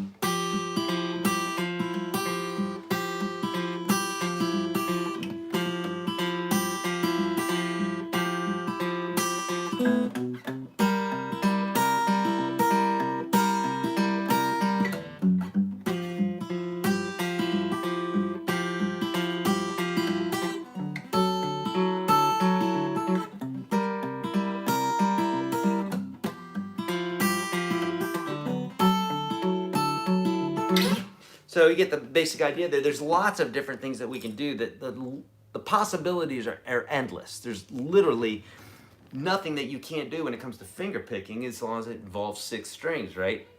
Watch somebody like Joe Robinson, or oh my gosh, so many great players. These are guys that I just had on my show. Joe Robinson, Colin Hill. There's so many great finger pickers, and usually finger pickers like that will stick to one thing, like finger picking. Boom, this is what we do. and they become really, really good at it, okay?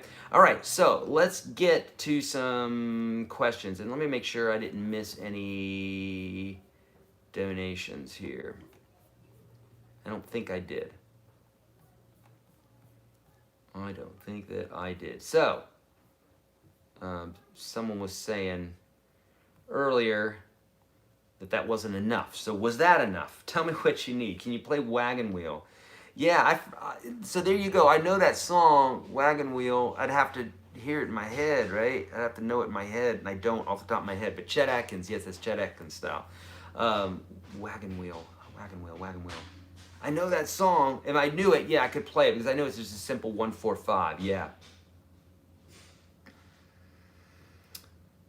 Okay. Yeah, and then okay, so like other ways, you know, right here you go, a blackbird.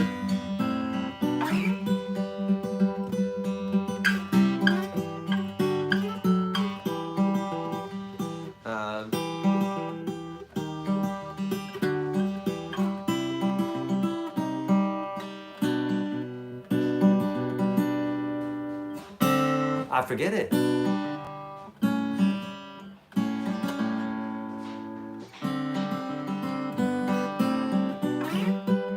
That's it, that's it.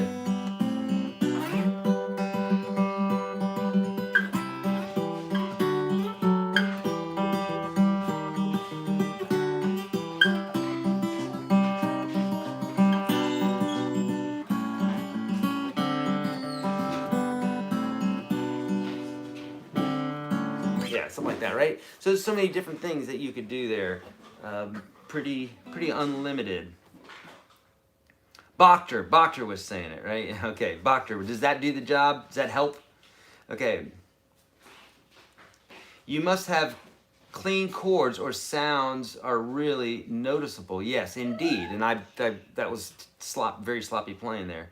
But yes, the cleaner your chords are, the better it's going to sound.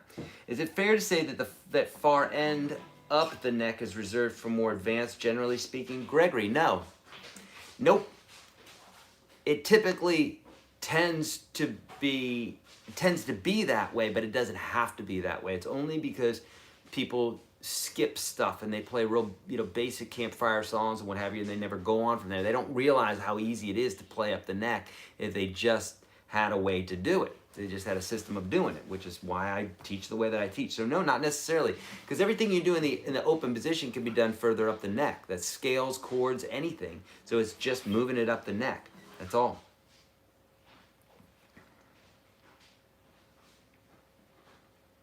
Is there a tab for the blues finger picking pattern? If you mean the one that I did just now, no, there's not.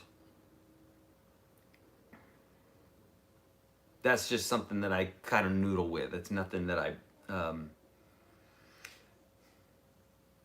it's just something that I noodle with, and it's different every time. What is chicken picking? Just another name, or is it just a different type of finger picking? Good. Chicken picking, it's a great question. Chicken picking is hybrid picking. So this kind of,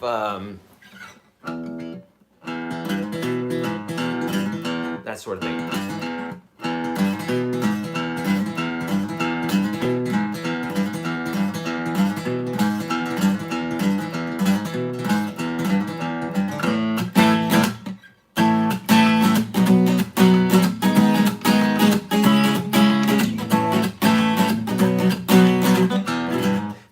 Good to have the pick, right? Because I'm playing these chords.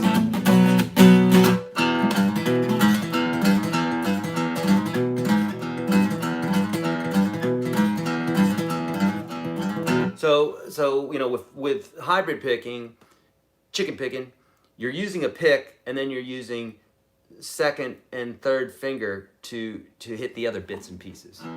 Make sense? That was Holiday Road, by the way, by Lindsey Buckingham, who is an amazing finger style player, and he probably played it like a finger picking only,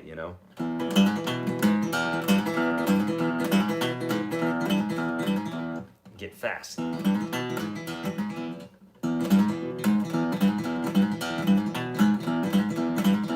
Okay, can you talk about burying the pick to finger pick and then returning to strumming?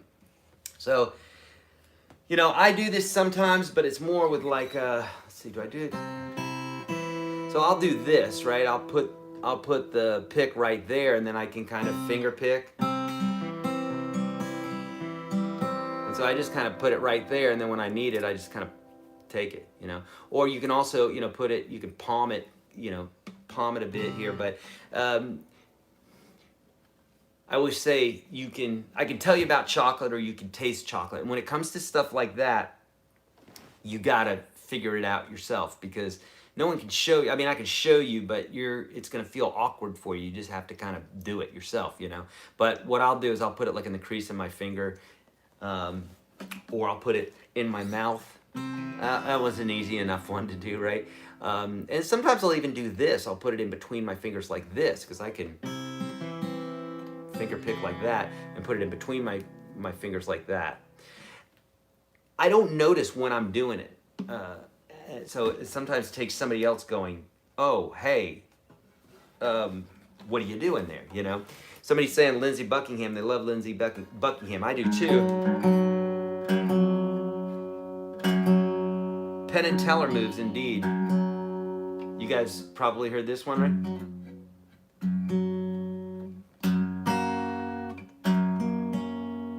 This guitar's whack out of tune.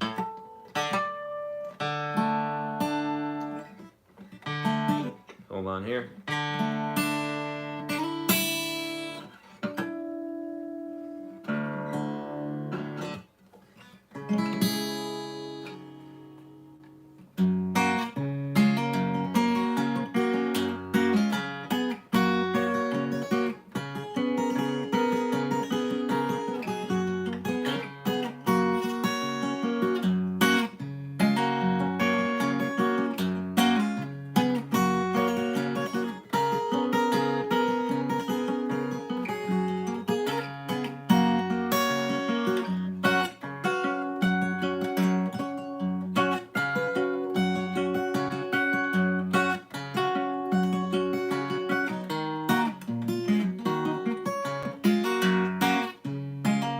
Yeah, it's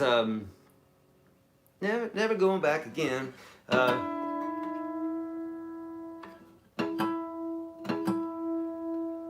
An example of Travis picking is what that was just now. Then he has this other one.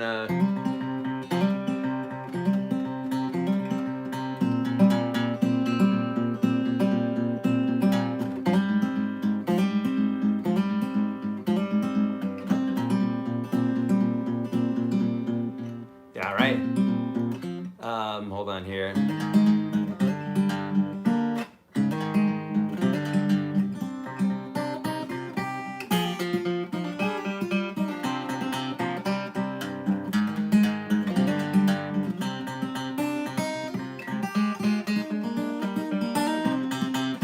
That was terrible. I'm sorry. I shouldn't even have done that. What a mess. Nonetheless, yeah, Lindsey Buckingham is absolutely amazing. Absolutely amazing. Crazy player. Yeah. You can make arrangements out of anything. You can make arrangements out of anything. I mean, that whole song, that, you know, that kids tune, right, you've heard it, right? If you heard it, it's all synthesizers, right? But I listened to it, and there was this bass line. And I was like, okay, I can do that. I can do that with a bass line real easily. And then I was just like, okay, well, how about I play the melody? Okay, here's another example.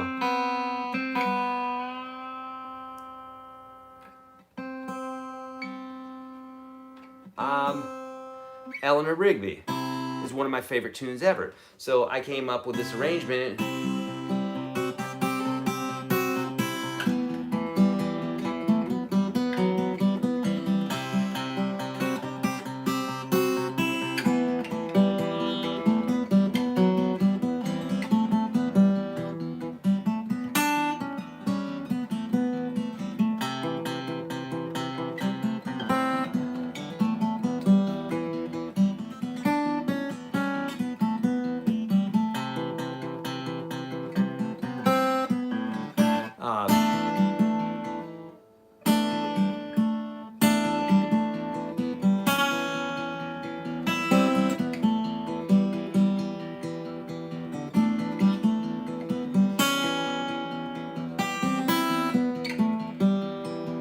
Now that one's difficult because you got like 2-3 parts happening all at once, and so very bizarre tune, and also I have to tune the guitar to a. I have to tune that string up a half step because I sat there with this for days and hours and hours and days, and I was like, God, why can't I get that to do this? And it's a kind of a goofy tune to do it with anyhow. It's a beautiful song, but it's a goofy tune to do it with because there's so much going on.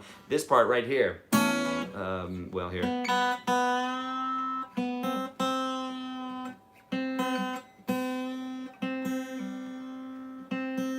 This, if you listen, there's a bass line going. There's a melody line happening, and there's 2 melody lines happening, and that's a lot.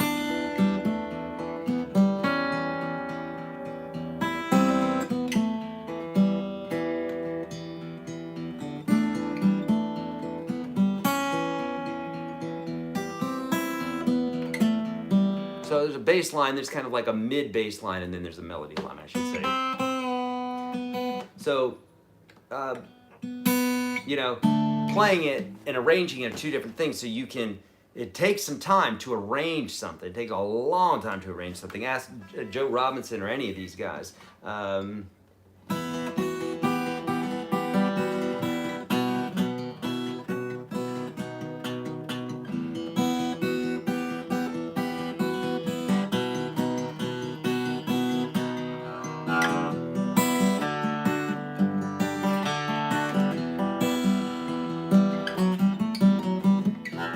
I don't know, it's a mess. I haven't played that in years. But you get the idea. You can do lots of different things with it. If you can hear it, you can come up with an arrangement for it. But it just does take a long time to do it. But it can be very, very rewarding, okay? All right, paint it black. Yep, that's it. Have you ever fingerpicked on a 12 string? No, most people don't fingerpick on a 12 string because your fingernail can typically only pick one note at a time, unless you're strumming it, right? And so you have 6 corsets on, 12 strings, 6 corsets. And so typically when you hit a string, you'll hit them at the same time.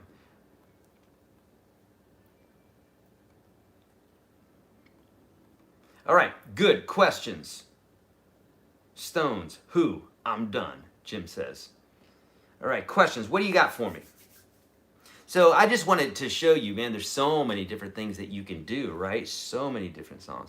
Somebody said the wedding song. I have a lesson for that, and I don't know how it goes off the top of my head. If you're talking about, what's the name of that group? Train. You talk about Train. I want to marry you, right? Yeah. I have a lesson for that on YouTube, but I can't, off the top of my head, I can't tell you how it goes. I don't even know. Which Travis did it? Randy or Trit? Neither. It's Merle Travis, who's older than those 2. Okay, good question. Roland, do you practice first the bass line or the bass and melody together? Okay, Kareen, thank you so much. Voyage Wicked, beautiful, thank you. So what I do is this. So I specifically teach this tune.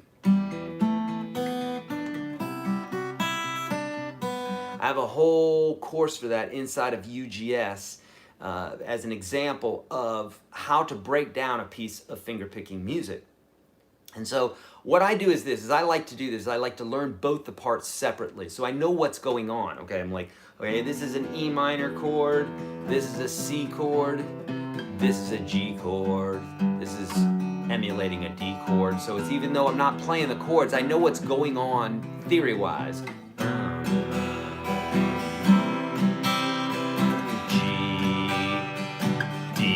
F sharp, right? The bass, C.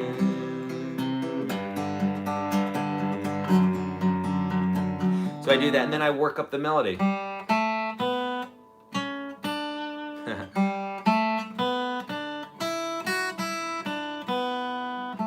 And then I put the 2 together, so I go.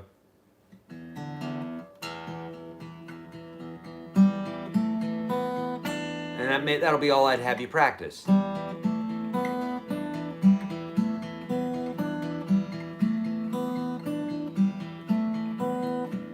and then I'd have you move on.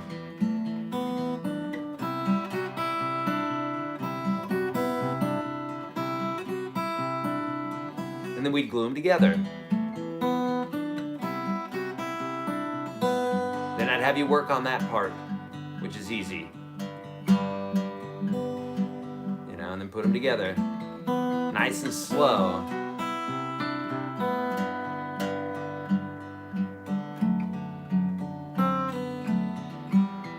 Make sense? So, yeah, I break that down, and that's the only way to do it, right?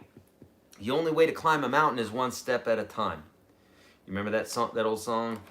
Put one foot in front of the other. Yeah, it was a little Christmas song back in the day with Rudolph the Red-Nosed Reindeer, for those of you that are as old as me.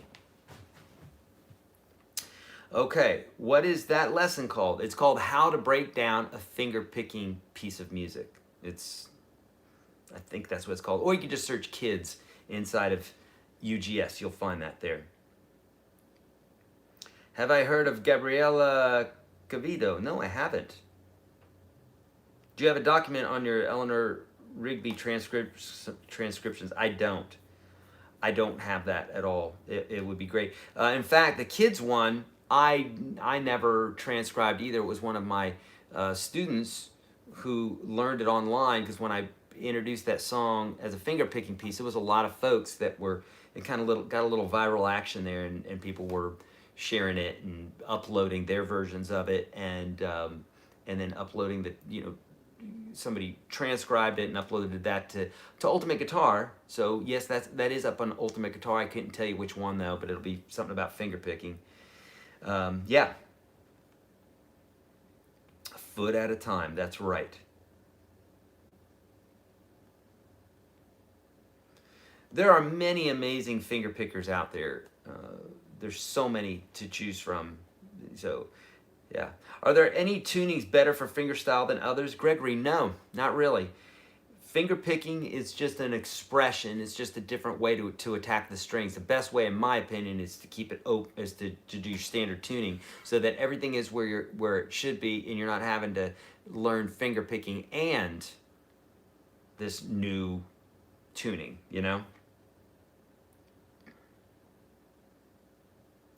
I do not know that one. Oh no, I don't know Black Queen by Stephen Stills. Should we be learning chords in different keys as opposed to the 9 basic chords? D. Buster, if you haven't learned the 9 basic chords first, then you should not. The next thing, though, you should do after learning the 9 essential chords is look at bar chords. And I've got videos for that, obviously, inside of UGS. I got tons of them, whole courses on that. But I have a smattering of bar chord videos on YouTube as well. Search YourGuitarSage bar chords for those. Ron, that's okay. Thanks so much. I'm just glad you're here. You don't have to donate. I'm just really very happy that you guys are here. I tell you what you can do, though. If you have not, please like this video and share it. If you've liked it already, don't like it again. Just like it one time. Share it. Subscribe. Hit that notification bell as well. That's what you can do for me. I would very much appreciate that. Okay. Bar chords frighten me. Alvin, that's okay. They frighten everybody. They ain't gonna kill you. They ain't even gonna hurt you. The only thing they're gonna do is challenge you, and we all need to be challenged. Here's what I want you to do. Alvin, search, and in fact, if one of my crew would do this, search effing F chord on YouTube. Search that one. It's an old video. I got crazy hair. Just go with it, okay? Effing F chord, E-F-F-I-N-G, and I'll show you how to break that chord down into individual notes and then into the full chord. You always have to, again, walking up Mount Everest, right? One step at a time. So do 2 notes first, then 3 notes, then 4 notes, then 5 notes. You won't have to fear it anymore, okay?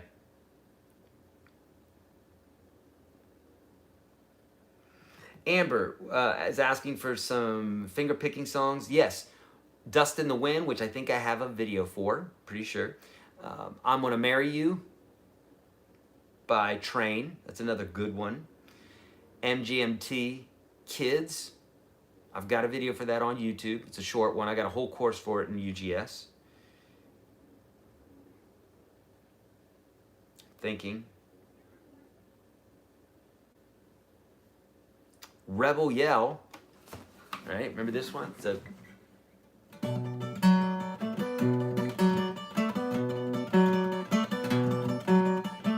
that's classically played. Yeah. Time of Your Life. Yeah. Now, Time of Your Life is actually, I'm pretty sure it's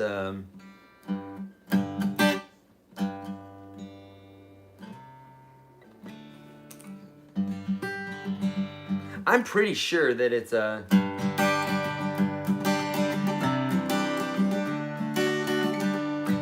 don't think it's Fingerpick.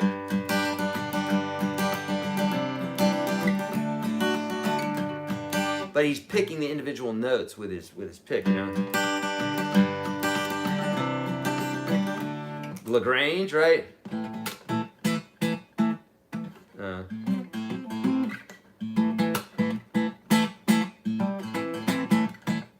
Except I know what feels weird. I should use a pick. I do hybrid on this.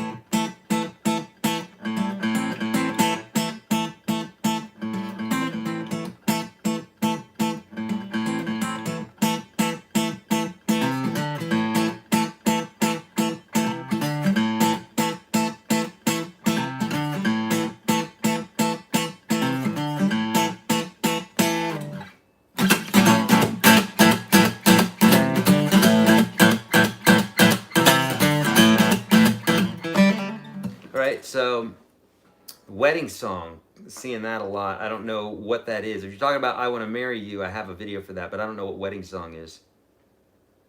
What I was doing just now there was LaGrange.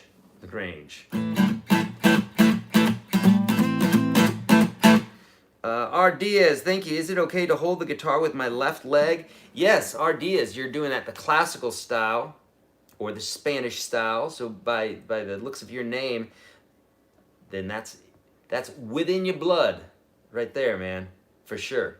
But it's what way works best for you. But that's the classical stance, and that's a great way to do it for sure. Even though Bachter's saying no, that's the proper way to do it. That's the classical way to do it. Yeah, that's the way to do it. Marry Me by Train, that's it, yeah. Oh, Wedding Song by Peter, Paul, and Mary. Okay, yep. I don't use a thumb pick. And Tommy Emmanuel was the other guy I was thinking of. Amazing player, amazing, right? You guys know Tommy. Look him up. He's an insane player because he practices a lot. He practices and he plays a lot. Al, thank you, bud. You have fantastic stamina, finishing up on 3 hours without coffee. Without nothing. I know I need some water, but yes. Steven, thanks, guys. Eric, I noticed you have a book on ukulele. My wife wanted to learn from you. Now she can. She sees how happy I am with UGS Pro. Awesome lessons and better teacher. That great crew. Thank you, bud. So kind. Yes, I do. In fact, I think Emmy posted that link to my books on there. Yes, Tommy is indeed an amazing guitar player. Yes. Thanks for the donations, guys. Super kind.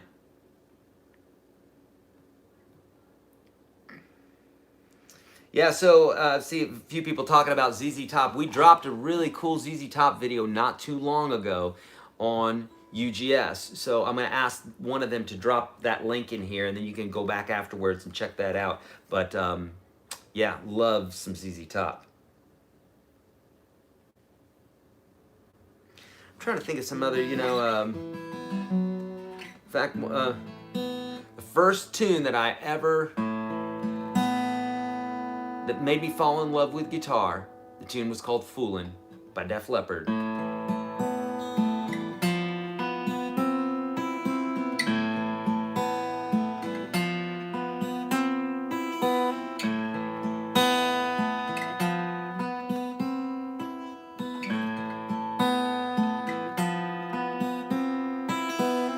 Right, and the next song that I learned was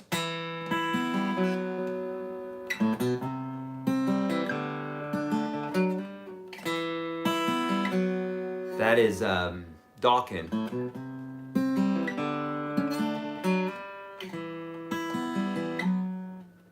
Yeah, there you go. Aiden, the push-ups are going great. I've been powering through. I've been doing all sorts of workouts. I have not gone above 50 push-ups yet. I have not gone above 50 push-ups yet. I would like to. It's gonna happen. But I've been working out many other ways as well. So I'm trying not to just focus on that. I'm doing lots of squats and stuff too. I did get up to 70 squats, I think. So, or maybe it was even more than that, yeah. But it's somewhere around that, yeah. Fast car, I have a lesson for that one, I'm pretty sure. And I forget how that one goes, but I'm pretty sure I've got a lesson for that one. Eric, do you ever teach karaoke on video with words and chords? I found one on YouTube and it helps with my timing. Do I ever teach karaoke? No, I don't. Alone Again is the song, yeah. Dan, I don't. I don't know how I'd go about doing that. Alone Again by Def Leppard. Yeah, Classical Gas. Mm-hmm. I don't need, I could.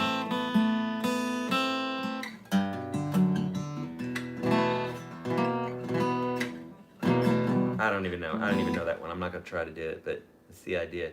Crazy on You. Yep. Windy and Warm. Yeah. Yeah, you got some great ones here. Yes, indeed. Yeah, that one's off Tooth and Nail, the Dokken tune. Yep. I've become good at bar chords and just learned Thunderstruck. How do I advance to something like Eruption from Eddie Van Halen? Zorro's one note at a time. Get the tab. That's the first step, is get the tab. Watch a bunch of videos of people playing it, but start with the tab and start with one little section and then move to another section. It's the only way to tackle anything that intimidating, right? Lots of songs have finger picking. Yeah, indeed. Lots of rock songs do.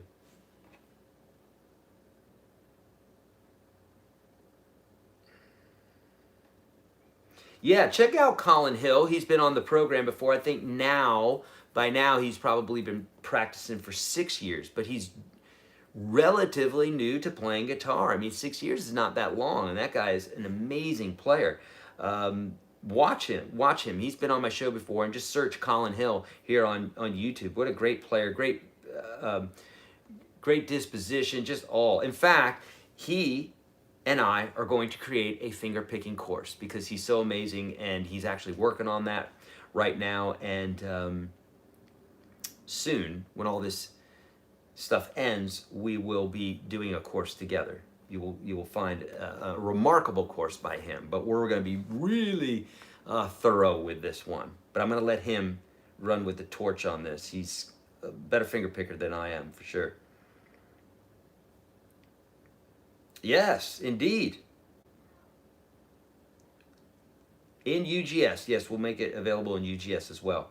That's why UGS is so powerful, friends, is because we keep loading that thing up so chock full of courses. I mean, we've got a course in there by Robbie Calvo, and a course in there, the phrase trainer, which is the looping course. We've got 2 courses in there by RJ Ronquillo in regards to slide guitar. And so I have a jazz course in the works. I've got a finger picking course in the works. I've got a blues course in the works. Yeah. What about that asteroid on Friday? Jay Mick says. What asteroid on Friday, Jay Mick? Where did this, what are you talking about? Did an asteroid land somewhere? Okay, if you do the $297 lifetime, is there a coupon? I heard you mention one. Also, do you get the 30-day trial with that one? Deanne Luke, we sell the course for $400 all the live long day. So if there's something out there for $297, that would be the coupon. There's not an additional coupon to that. So that's like literally over $100 off for a lifetime of lessons. So there's not an additional one. I just know that we do that discount. Yes. Yeah, Sung Ha. Yeah, he's amazing. Absolutely amazing player.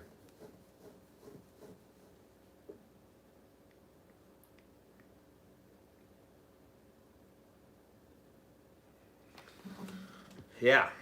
Okay, we're going to go another 5 minutes. I want to make sure that I get to all your questions, friends.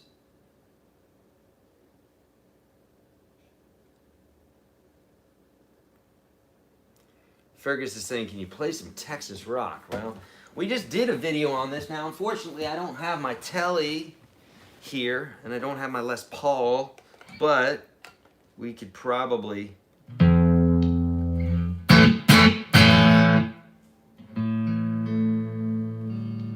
probably fake it here.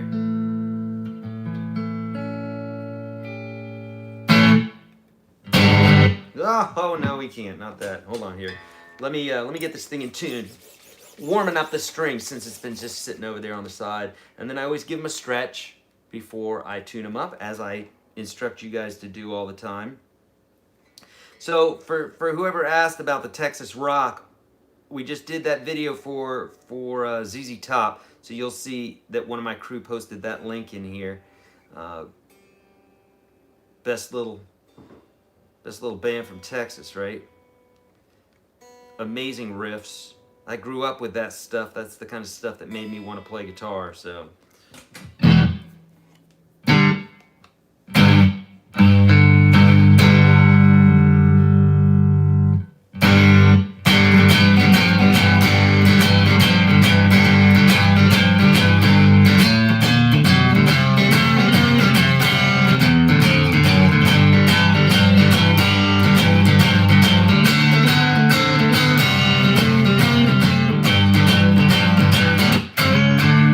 Wow, what is that? Jim's still here.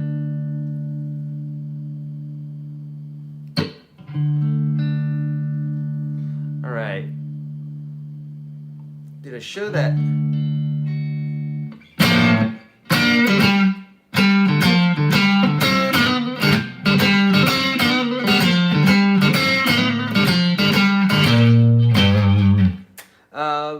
Does it mean anything if my guitar after a day or so is tuned up when I pick it up? I mean, you saw what I did just now, right? No, you constantly have to tune your guitars. The weather. Faux show.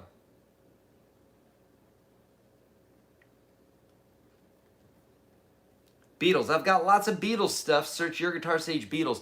I always tell folks, if you want to learn a song by your favorite artist and you want me to teach it on YouTube, search YourGuitarSage and then whatever it is that you want to find. So YourGuitarSage Hendrix, YourGuitarSage Beatles, YourGuitarSage Clash, whatever, I'm going to be there for you, okay? Money for Nothing. I knew that one once upon a time. So many tunes to remember. Thank you, Dustin. Super kind, man. What's your favorite band? It changes, but if I could only pick one, be the Beatles. You know, then probably Pink Floyd. But it's hard to say that because since my opinion changes, you know, over the years and what have you, it's like I don't listen to a lot of Beatles right now, but I still listen to tons of Floyd. I'll listen to the Beatles again. I go ebb and flow, but right now it's probably Pink Floyd. Love Muse, love Radiohead. There's so many bands that I love. So, I can't even. So many.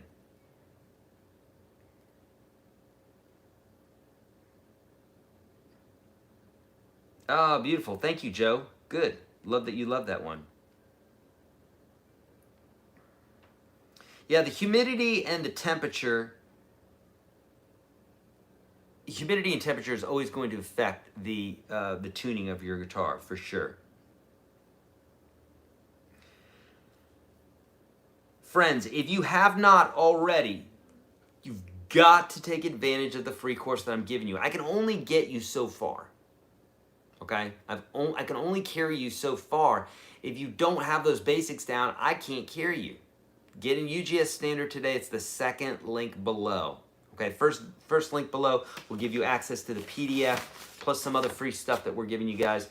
The second link below will give you access to UGS. You can do Standard. If you want that for free, boom, you're in there. If you're beyond that and you want to go pro, we've got that available for you too. Many different ways to do it. If you have not already, friends, please like this video. Hit that thumbs up. If you've done it already, don't do it again. Your little thumb will go away. I don't want that to happen. Hit thumbs up. Share this with a friend. Even though we're at the end, if you share it, other folks will come back and they'll watch it. It will help with the algorithm, which of course helps me help you. Okay. And then lastly, subscribe. Hit subscribe and hit the notification bell if you would. Friends, thank you so much for the beautiful donations today. So kind. It helps keep the lights on, helps keep paying the crew, helps put food in the tummy for me. Although I won't be doing that today because I'm fasting, remember. So thank you so much for everything. You guys, great questions today. I do these as much for me as I do them for you. You guys are wonderful. Thank you for the super kind comments. Great questions. You guys played full out today. All the rest. Thank you so much. Love you. See you soon.